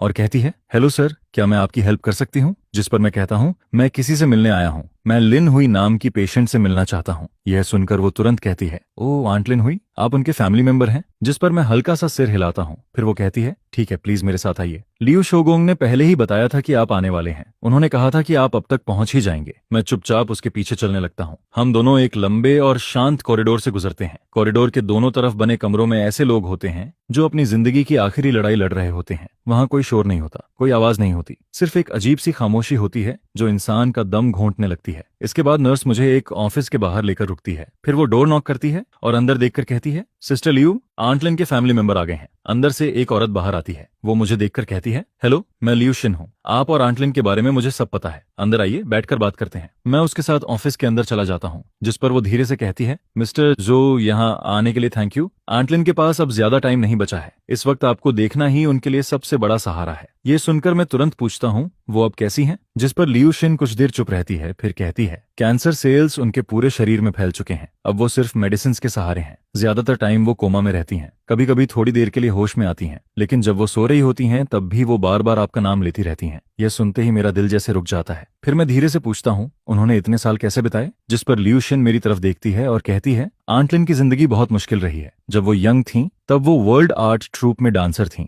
वो बहुत खूबसूरत थीं और बहुत टैलेंटेड भी, लेकिन बाद में उनकी लाइफ में कुछ ऐसा हुआ जिसने उन्हें पूरी तरह तोड़ दिया, जिस पर उन्होंने अपनी नौकरी छोड़ दी। उसके बाद उन्होंने ना कभी दोबारा काम किया और ना ही शादी की। वो अपनी पुरानी सेविंग्स और बाद में किए गए थोड़े बहुत काम से जिंदगी चलाती रहीं। वो बहुत इंट्रोवर्ट थीं। वो लगभग पूरी जिंदगी अकेले ही रहीं। उनका किसी से ज्यादा मिलना जुलना नहीं था। हम लोगों को भी उनके बारे में तब पता चला जब वो बहुत ज्यादा बीमार हो गईं और उनके नेबर्स उन्हें हॉस्पिटल लेकर आए। वो बहुत स्ट्रांग थीं। उन्होंने कभी हमें अपने पास्ट के बारे में कुछ नहीं बताया, लेकिन पिछले महीने उन्होंने पहली बार सब कुछ बताया, और आपके बारे में भी। अब मैं खुद को और नहीं संभाल पाता, मेरी आंखों में आंसू आ जाते हैं। मैं हमेशा सोचता था कि मैं इसके लिए तैयार हूं। मुझे लगता था कि मैं सब कुछ आराम से सुन लूंगा, लेकिन जब किसी अजनबी के मुंह से ये बातें निकलती हैं तो मेरे अंदर की सारी हिम्मत एक पल में टूट जाती है। जिस पर मुझे पहली बार एहसास होता है कि उसने मुझसे प्यार नहीं करना बंद नहीं किया था, वो बस मुझे प्यार नहीं कर पाई। लियूशिन मुझे नहीं रोकती, वो बस चुपचाप मेरे सामने कुछ टिश्यूज रख देती है। थोड़ी देर बाद जब मैं थोड़ा शांत होता हूं तब वो धीरे से कहती है, मिस्टर जो, मुझे पता है कि यह सब आपके लिए बहुत अचानक है और बहुत पेनफुल भी। मुझे नहीं पता आपके बीच क्या हुआ था, लेकिन मैं इतना जरूर फील कर सकती हूँ कि आंट लिन का प्यार आपके लिए बिल्कुल रियल था। वो अभी 3rd फ्लोर के रूम 307 में है। अभी वो सो रही हैं, शायद थोड़ी देर में उठ जाएं। क्या आप उनसे मिलना चाहेंगे? मैं अपनी आंखों के आंसू पोंछता हूँ और धीरे से सिर हिला देता हूँ। अब मेरे पास पीछे हटने का कोई रास्ता नहीं बचा होता, जिस पर मैं लियू शिन के साथ ऑफिस से बाहर निकलता हूँ और एलिवेटर में चढ़ जाता हूँ। एलिवेटर के अंदर की हवा जैसे पूरी तरह जम चुकी होती है और उस खामोशी के बीच मुझे सिर्फ अपने दिल की तेज धड़कन सुनाई दे रही होती है। एलिवेटर 3rd फ्लोर पर जाकर रुकता है। यहाँ का कॉरिडोर 1st फ्लोर से भी ज्यादा शांत और डिप्रेसिंग लगता है। हर रूम का डोर बंद होता है और उन डोर्स के पीछे कोई ना कोई इंसान अपनी जिंदगी की आखिरी लड़ाई लड़ रहा होता है, जिस पर लियू शोगोंग रूम 307 के बाहर जाकर रुकती है। फिर वो अंदर वाले डोर की तरफ इशारा करके कहती है, यही है, मैं अंदर नहीं जाऊंगी। तुम मदर और सन को थोड़ा स्पेस देती हूँ, अगर किसी चीज की जरूरत पड़े तो बेल दबा देना। इतना कहकर वो हल्का सा सिर हिलाती है और वहां से चली जाती है। अब मैं अकेला रूम 307 के बाहर खड़ा होता हूँ। डोर पर एक नेम प्लेट लगी होती है जिस पर लिंगुई लिखा होता है। मैं यह नाम पहले भी देख चुका था, अपने बर्थ सर्टिफिकेट पर, अपने फादर के लेटर में, और अब वही नाम मेरे सामने होता है। उस डोर के पीछे वो वूमन होती है जिसने मुझे जन्म दिया, लेकिन मेरी आधी जिंदगी में कभी मेरे साथ नहीं रही। मैं अपना हाथ उठाता हूँ, लेकिन फिर भी उस डोर को खोल नहीं पाता। मेरी हथेलियों में पसीना आने लगता है। मुझे खुद समझ नहीं आता कि मैं किस चीज से डर रहा हूँ। क्या मैं एक बीमार, टूटी हुई पेशेंट को देखने से डर रहा हूँ, या फिर उस चेहरे को देखने से जो मेरी तरह होगा लेकिन मेरे लिए बिल्कुल अजनबी होगा। मैं सिर्फ इतना जानता हूँ कि यह डोर मेरी जिंदगी के हर दूसरे डोर से ज्यादा भारी लगता है। जिस पर मैं अपनी आंखें बंद करता हूँ, एक लंबी सांस लेता हूँ, और तभी मेरे दिमाग में फिंगेक या और लेले के चेहरे आ जाते हैं। उनकी मुस्कान मुझे थोड़ी हिम्मत देती है। फिर मैं आंखें खोलता हूँ। अब मेरी नजर पहले से ज्यादा स्ट्रांग होती है। मैं धीरे से हाथ बढ़ाता हूँ और रूम का डोर खोल देता हूँ। रूम के अंदर काफी अंधेरा होता है, कर्टन्स बंद होते हैं, हवा में मेडिसिन की तेज स्मेल फैली होती है। रूम के बीच में एक हॉस्पिटल बेड होता है। उस बेड पर एक बहुत पतली और कमजोर वूमन लेटी होती है। उसके शरीर में कई ट्यूब्स लगी होती हैं जो बगल में रखी मशीन से जुड़ी होती हैं। मशीन से लगातार बीप की आवाज आ रही होती है। उसके बाल लगभग झड़ चुके होते हैं, चेहरा झुर्रियों से भरा होता है, स्किन पीली और बेजान लग रही होती है। उसके चेहरे पर बिल्कुल भी खून नहीं होता। यह मेरी माँ होती है। यही वो वूमन होती है जो कभी एक टैलेंटेड डांसर थी, लेकिन अब उसे देखकर मुझे अपनी आंखों पर यकीन नहीं होता। टाइम और बीमारी ने उसे पूरी तरह तोड़ दिया था। मैं धीरे धीरे उसके बेड के पास जाता हूँ और उसके चेहरे को ध्यान से देखता हूँ। वो चेहरा मेरे लिए पूरी तरह अजनबी होता है, लेकिन पता नहीं क्यों उस अजनबी चेहरे में मुझे कुछ अपना सा फील होता है। उसकी ऊंची नाक, उसके होंठों का शेप, सब कुछ देखकर मुझे लगता है जैसे मैं खुद को देख रहा हूँ। मैं समझ नहीं पाता कि यह कैसा एहसास है, लेकिन इतना जरूर फील होता है कि हमारे बीच कोई ऐसा कनेक्शन है जिसे वर्ड्स में एक्सप्लेन नहीं किया जा सकता। मैं बस बेड के पास खड़ा होकर उसे देखता रहता हूँ। मेरे अंदर ना कोई गुस्सा होता है, ना नफरत, सिर्फ दुख होता है, बहुत ज्यादा दुख। तभी अचानक उसकी आईलैशेस हल्का सा हिलती हैं। फिर वो धीरे धीरे अपनी आंखें खोलती है। उसकी आंखें बहुत कमजोर होती हैं, उनमें थकान, दर्द और टूटा हुआ सा एहसास होता है। लेकिन जैसे ही उसकी नजर मुझ पर पड़ती है, उसकी आंखों में अचानक एक अजीब सी चमक आ जाती है। उस चमक में शौक होता है, खुशी होती है, गिल्ट होता है, और बहुत सालों से दबा हुआ प्यार होता है। हम दोनों बस एक दूसरे को देखते रहते हैं। ऐसा लगता है जैसे उस पल में टाइम रुक गया हो। उसके होंठ हल्के हल्के कांपने लगते हैं। वो कुछ कहना चाहती है, लेकिन कमजोरी की वजह से आवाज नहीं निकल पाती। फिर उसके सूखे हुए होंठों से बहुत धीरे एक शब्द निकलता है, रान रान। ये मेरा निकनेम होता है। मुझे इस नाम से सिर्फ मेरे फादर बुलाते थे। जाओ शुए ने कभी मुझे इस नाम से नहीं बुलाया। वो हमेशा मुझे जो रन कहती थी या फिर कुछ और, जिस पर मेरा पूरा शरीर एकदम फ्रीज हो जाता है। मेरे दिल के सबसे अंदर से एक अजीब सा दर्द उठता है और पूरे शरीर में फैल जाता है। मैं कुछ कहना चाहता हूँ, लेकिन मेरे गले से आवाज ही नहीं निकलती। मैं समझ नहीं पाता कि उसे क्या कहूँ। मिसेस लिन, आंट, या फिर वो वर्ड जिसे मैंने कभी नहीं कहा, लेकिन जो मेरी जिंदगी में सबसे ज्यादा इंपॉर्टेंट था। मैं उसे मान नहीं कह पाता। जिस पर उसकी आंखों से आंसू और तेजी से निकलने लगते हैं। उसके आंसू उसकी झुर्रियों वाली आंखों से बहते हुए तकिए पर गिरने लगते हैं। वो बहुत मुश्किल से अपना हाथ उठाने की कोशिश करती है, जिस पर मैं बिना सोचे अपना हाथ आगे बढ़ा देता हूँ और उसका हाथ पकड़ लेता हूँ। उसका हाथ बहुत पतला, सूखा और बिल्कुल ठंडा होता है, लेकिन मेरी हथेली में वो हल्का हल्का कांप रहा होता है। वो मेरे हाथ को पकड़कर धीरे से कहती है, तुम बिल्कुल अपने फादर जैसे हो। यह सुनते ही मेरे दिल में फिर से दर्द उठता है। फिर आखिरकार मुझे अपनी आवाज मिलती है। मेरी आवाज कांप रही होती है और बहुत कमजोर लग रही होती है। मैं उससे पूछता हूँ, क्यों? आपने ऐसा क्यों किया? आपने मुझे जन्म क्यों दिया? अगर आपको मुझे अपने पास नहीं रखना था, आपने मुझे उस औरत के पास क्यों भेज दिया? आपने मुझे 30 साल तक ये फील क्यों करवाया कि मैं किसी की गलती हूँ? ये सारे सवाल इतने सालों से मेरे अंदर दबे हुए होते हैं और अब मैं उनके जवाब चाहता हूँ। मैं ऐसा जवाब चाहता हूँ जो मेरी आधी जिंदगी के दर्द को समझा सके। लिंगुई मेरी तरफ देखती है। उसकी कमजोर आंखों में दुख साफ दिखाई देता है। फिर वो अपनी बची हुई सारी ताकत इकट्ठा करती है और धीरे धीरे बोलना शुरू करती है। तुम्हारे फादर और मैं एक दूसरे से बहुत प्यार करते थे। हम आर्ट ट्रूप में मिले थे। वो ई रहू बजाते थे और मैं डांस करती थी। हम शादी करने वाले थे। यह सुनते ही मैं चुपचाप उसे देखता रहता हूँ, जिस पर वो आगे कहती है, लेकिन फिर जो शिव आ गई। वो भी तुम्हारे फादर को पसंद करती थी, लेकिन तुम्हारे फादर उसे पसंद नहीं करते थे। जिस पर उसने तुम्हारे फादर को अपने साथ बांधने के लिए हर तरीका अपनाया। फिर तुम्हारी बड़ी बहन पैदा हुई। तुम्हारे फादर बहुत सीधे इंसान थे। उन्हें लगा कि अब उनकी जिम्मेदारी है, इसीलिए उन्होंने जो शिव से शादी कर ली। मैं तुरंत पूछता हूँ, फिर मेरा क्या? जिस पर वो मेरी तरफ देखती है और उसकी आंखों से आंसू फिर बहने लगते हैं। शादी के बाद भी तुम्हारे फादर खुश नहीं थे। वो छुपकर मुझसे मिलने आते थे। हम दोनों खुद को रोक नहीं पाए और फिर तुम आए। यह कहते हुए उसके चेहरे पर बहुत हल्की सी मुस्कान आ जाती है। तुम्हारा आना मेरी जिंदगी का सबसे खुश दिन था। भले ही हमें सब कुछ छुपकर करना पड़ रहा था, लेकिन फिर भी मैं उस खुशी को फील कर सकती थी। तुम मेरे पेट में दिन ब दिन बड़े हो रहे थे, जिस पर मुझे लगने लगा था कि सब कुछ वर्थ इट है। लेकिन वो खुशी ज्यादा समय तक नहीं रही। जो ज्यूई को सब पता चल गया, वो पागलों की तरह मेरे पास आई। उसके हाथ में एक सिजर्स थी। उसने मुझसे कहा कि अगर मैंने तुम्हारे फादर को नहीं छोड़ा तो वो मेरा चेहरा काट देगी। और सिर्फ इतना ही नहीं, वो आर्ट ट्रूप में जाकर सबके सामने हंगामा करने वाली थी। उस टाइम में ऐसी बात अगर बाहर आ जाती तो हमारी पूरी जिंदगी बर्बाद हो जाती। लोग हमें जीने नहीं देते। मैं डर गई थी। तुम्हारे फादर भी डर गए थे। हम दोनों बहुत डर गए थे। लेकिन उस वक्त मैं तुम्हें जन्म देने वाली थी। मैं कहीं जा भी नहीं सकती थी। जिस पर आखिर में तुम्हारे फादर ने एक तरीका निकाला। उन्होंने कहा कि मैं बच्चे को जन्म दूं और फिर वो तुम्हें अपने घर ले जाकर पालेंगे। सबको यही बताया जाएगा कि तुम्हें जो शियो ने जन्म दिया है और मुझे हमेशा के लिए गायब हो जाना होगा। मुझे फिर कभी ना तुम्हारे फादर से मिलना होगा और ना ही तुमसे। यही उनका एग्रीमेंट था। एक ऐसा एग्रीमेंट जिसमें डर भी था और थोड़ा सा प्यार भी, लेकिन सबसे ज्यादा मजबूरी थी। जिस पर जो शियो इस बात के लिए मान गई, लेकिन उसने एक कंडीशन रखी। उसने कहा कि वो तुम्हें अपने पास रखेगी, तुम्हें बड़ा करेगी, लेकिन वो तुम्हें कभी खुश नहीं रहने देगी। वो चाहती थी कि तुम पूरी जिंदगी उसके शैडो में रहो। वो तुम्हें इस्तेमाल करके तुम्हारे फादर को तकलीफ देना चाहती थी और साथ ही मुझे भी। यह सुनते ही मुझे आखिर पूरा सच समझ आ जाता है। मुझे कभी छोड़ा नहीं गया था। मैं बस एक जाल में फंस गया था। मेरा होना सिर्फ एक बार्गेनिंग चिप बन गया था। मैं अपनी मदर के लिए एक ऐसा सौदा बन गया जिससे वो मेरे फादर को बचा सके, और मैं अपने डरपोक फादर के लिए एक ऐसा बहाना बन गया जिससे वो खुद को उस तूफान से दूर रख सके। और जो शियो के लिए मैं सिर्फ एक ऐसा जरिया था जिससे वो अपनी नफरत और अपने टेढ़े गुस्से को निकाल सके। मेरी आधी जिंदगी का सारा दर्द, सारी बेइज्जती और हर वो नाइंसाफी जो मैंने झेली, वो सब मेरे जन्म के साथ ही तय हो चुकी थी। जिस पर मैं उसका हाथ और ज्यादा कसकर पकड़ लेता हूँ। मेरी उंगलियां इतनी जोर से दब रही होती हैं कि वो सफेद पड़ जाती हैं। मुझे खुद नहीं समझ आता कि मेरे अंदर क्या चल रहा है। मैं जो शुई से नफरत करता हूँ, मैं अपने फादर की कमजोरी पर गुस्सा होता हूँ, लेकिन फिर मैं अपने सामने बैठी इस वुमन को देखता हूँ जो अपनी जिंदगी के आखिरी पल में है। वो वुमन जिसने मुझे बचाने के लिए अपनी पूरी जिंदगी की खुशी छोड़ दी। जिस पर मैं खुद से पूछता हूँ, क्या मैं अब भी उससे नफरत कर सकता हूँ?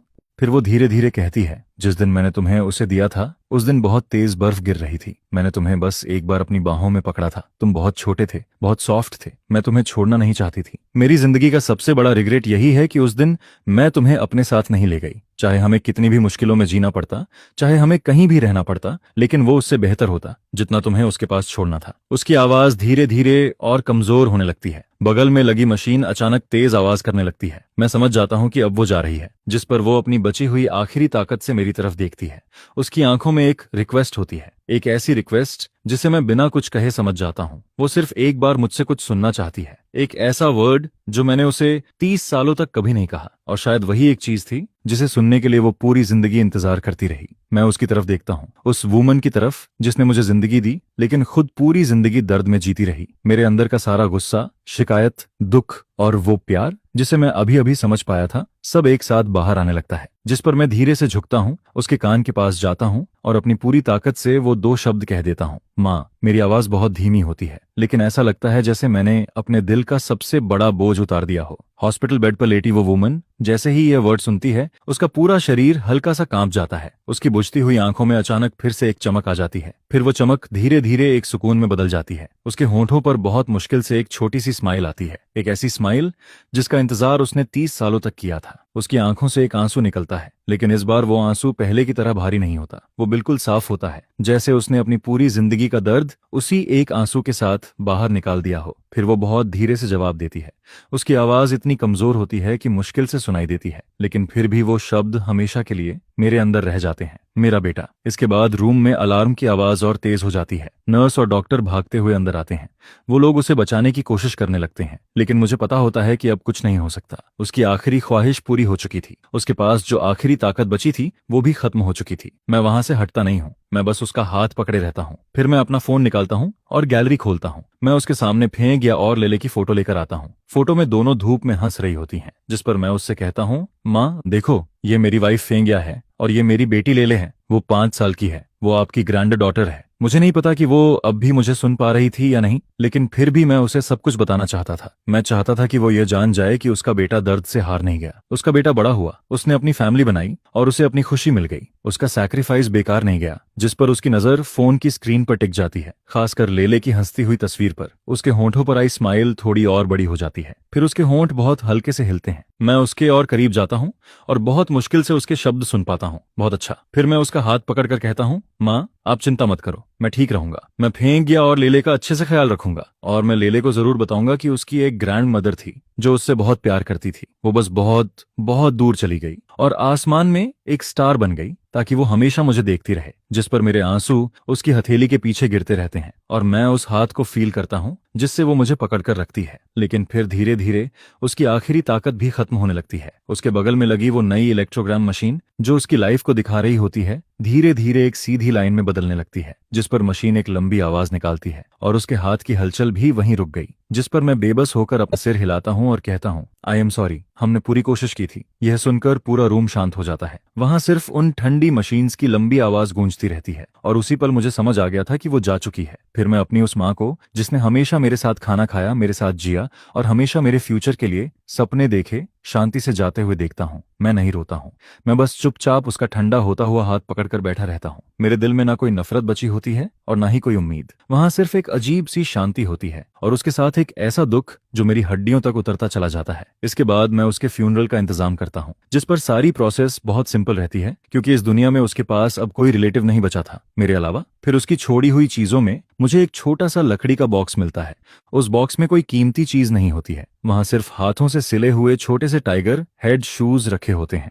वो शूज पुराने जरूर थे, लेकिन अभी भी बहुत संभाल कर रखे गए थे। उनके सोल पर लाल धागे से 2 छोटे वर्ड्स कड़े हुए होते हैं, जिस पर बॉक्स के सबसे नीचे मुझे एक पुरानी पीली पड़ चुकी ब्लैक एंड व्हाइट फोटो मिलती है। उस फोटो में एक जवान लड़की डांस कॉस्ट्यूम पहने खड़ी होती है और उसकी आंखें और चेहरा बिल्कुल मेरी तरह लगते हैं। उस फोटो के पीछे छोटे छोटे वर्ड्स लिखे होते हैं, may there be no children, peace and joy in a lifetime. और जिस दिन उस पर साइन किया गया था वही दिन था जिस दिन मैं पैदा हुआ था। यह देखकर मैं उन टाइगर शूज को कसकर पकड़ लेता हूँ और फोटो को देखता रहता हूँ, जिस पर मेरी आंखों से आंसू एक बार फिर गिरने लगते हैं। तब मुझे समझ आता है कि पिछले 30 सालों से भी ज्यादा समय तक मेरी जानकारी के बिना वो मुझे इसी तरह प्यार करती रही थी और उसने मुझे कभी अपनी जिंदगी से दूर नहीं किया था। इसके बाद मैं उसके लिए एक शांत पहाड़ी पर, जहां से सूरज निकलता हुआ साफ दिखाई देता है, एक जगह चुनता हूँ और उसके फ्यूनरल वाले दिन वहां सिर्फ मैं अकेला खड़ा होता हूँ। फिर मैं उस छोटे टिन बॉक्स को, जिसमें उसकी जिंदगी का सीक्रेट, मेरे पिता का लेटर और वो टाइगर शूज रखे होते हैं, उसकी राख के साथ रख देता हूँ और धीरे से कहता हूँ, मॉम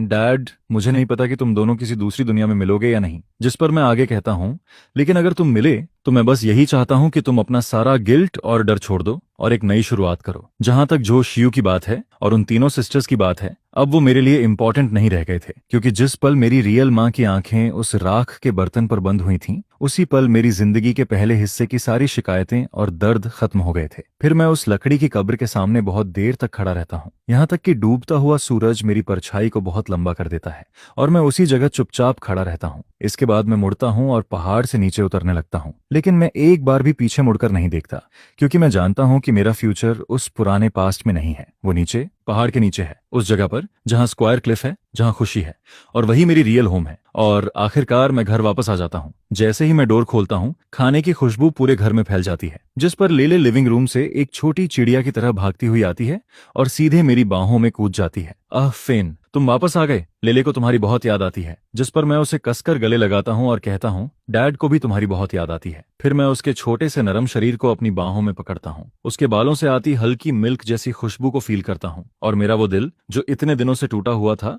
आखिरकार इस पल चैन से भर जाता है। इसके बाद फांग्या किचन से बाहर आती है, लेकिन वो मुझसे कुछ नहीं पूछती। वो बस मुझे देखती है और हल्का सा मुस्कुराती है, जिस पर वो कहती है, बस तुम वापस आ गए, यही काफी है, जाओ हाथ धो लो, खाना तैयार है। फिर मैं उस डिनर को बहुत सुकून के साथ खाता हूँ, जैसे मैं इन दिनों की सारी कमी, सारी खुशी और सारी यादों को उसी खाने के साथ पूरा कर रहा हूँ। और फिर रात में जब लेले सो जाती है, तब मैं और फांग्या बालकनी में बैठते हैं। बाहर हजारों घरों की लाइट्स चमक रही होती हैं, जिस पर मैं उसे इस बार वापस जाकर जो कुछ भी हुआ वो सब बताने लगता हूँ। मैं उसे सब कुछ बताता हूँ, शुरुआत से लेकर टाइगर शूज मिलने तक और आखिरी गुड बाय तक। मैं बहुत शांति से बोलता हूँ, मेरी आवाज में ज्यादा इमोशन नहीं होता, जैसे मैं अपनी नहीं किसी और की स्टोरी सुना रहा हूँ। फांग्या चुपचाप मेरी बातें सुनती रहती है, और जब मैं सब कुछ बता देता हूँ तब वो अपना हाथ बढ़ाकर मेरा हाथ पकड़ लेती है, जिस पर वो धीरे से कहती है, सब खत्म हो गया, अब सब ठीक है। यह सुनकर हम दोनों हल्का सा मुस्कुराते हैं, और उसी पल मुझे लगता है कि अब सच में कुछ भी इतना बड़ा या इतना दर्दनाक नहीं रह गया है। उस दिन के बाद मैं कभी भी उन पुरानी बातों को खुद से नहीं छेड़ता। जो शिव का केस आगे क्या हुआ मैंने कभी नहीं पूछा। उन तीनों सिस्टर्स का क्या हुआ, वो कहाँ गईं, कैसी हैं, मुझे अब फर्क नहीं पड़ता था। जिस पर झो फैमिली की वो सारी दर्द भरी यादें,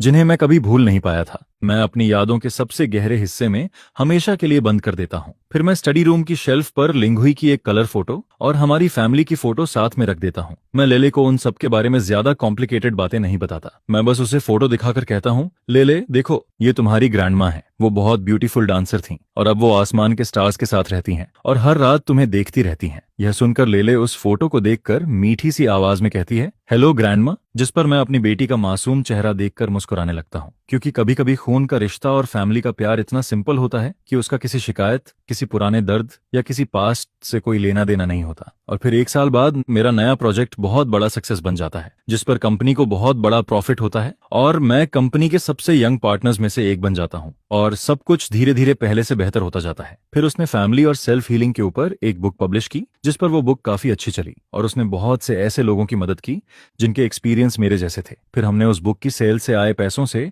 एक छोटा फंड बनाया, जिसे खास तौर पर उन बच्चों की मदद के लिए बनाया गया जो फैमिली में बदलाव आने की वजह से अपनी पढ़ाई पूरी नहीं कर पाते, जिस पर हम यही उम्मीद करते हैं कि अपनी वेइबो की पावर से इस दुनिया में मेरे जैसे बदकिस्मत बच्चों की संख्या थोड़ी कम कर सकें। फिर एक वीकेंड की दोपहर में जब धूप बिल्कुल सही थी और हवा भी बहुत अच्छी चल रही थी, तब मैं और फेंक गया। लेले को लेकर अपने नए घर के यार्ड में एक छोटा चेरी ब्लॉसम ट्री लगाने जाते हैं, जिस पर हम तीनों मिलकर एक गड्ढा खोदते हैं, फिर साथ में मिट्टी डालते हैं और साथ में उसे पानी देते हैं। लेले के पूरे चेहरे पर मिट्टी लगी होती है और वो एक छोटे फ्लावर कैट की तरह हंस रही होती है, जिस पर फेंक गया मुझे और लेले को देखती है और बहुत प्यार से मुस्कुराती है। फिर मैं लेले को अपने सिर के ऊपर उठा लेता हूँ और कहता हूँ, देखो, ये हमारे फैमिली का नया मेंबर है और अब ये आगे तुम्हारे साथ साथ बड़ा होगा। यह सुनकर लेले खुशी से चिल्लाने लगती है और धूप पेड़ के पत्तों के बीच से होकर हम पर पड़ती रहती है। सब कुछ बहुत गर्म, बहुत सुकून भरा और बहुत अच्छा लग रहा होता है, जिस पर मैं अपनी वाइफ के चेहरे की उस नरम मुस्कान को देखता हूँ, फिर अपनी बेटी की चमकती हुई स्माइल को देखता हूँ, और फिर उस घर को देखता हूँ जिसे हमने अपने हाथों से बनाया है। एक ऐसा होम जो प्यार और उम्मीद से भरा हुआ है, जिस पर मेरे दिल में एक अजीब सी शांति उतरती जाती है। मेरी जिंदगी के पहले हिस्से का सारा तूफान, सारी उलझने और सारी विशेष अब मुझे किसी दूर के ड्रीम की तरह लगती हैं, जैसे वो सब बहुत पहले हुआ था और अब मैं उस ड्रीम से जाग चुका हूँ। मैंने अपनी जड़ें ढूंढ ली हैं और अपने पास्ट को हमेशा के लिए दफना दिया है। मैंने आखिरकार अपनी जिंदगी पाली है। अब मैं वो बेचारा एटीएम नहीं हूँ जो अपनी पुरानी फैमिली से बंधा हुआ था, और ना ही वो अकेला बच्चा जो झूठ और गिल्ट के बीच जी रहा था। मैं झो रान हूँ, फेंगिया का हस्बैंड, लेले का फादर, और एक नया, पूरा और आजाद इंसान, जिस पर धूप बिल्कुल सही होती है। और आखिरकार मैं अपने घर वापस आ जाता हूँ।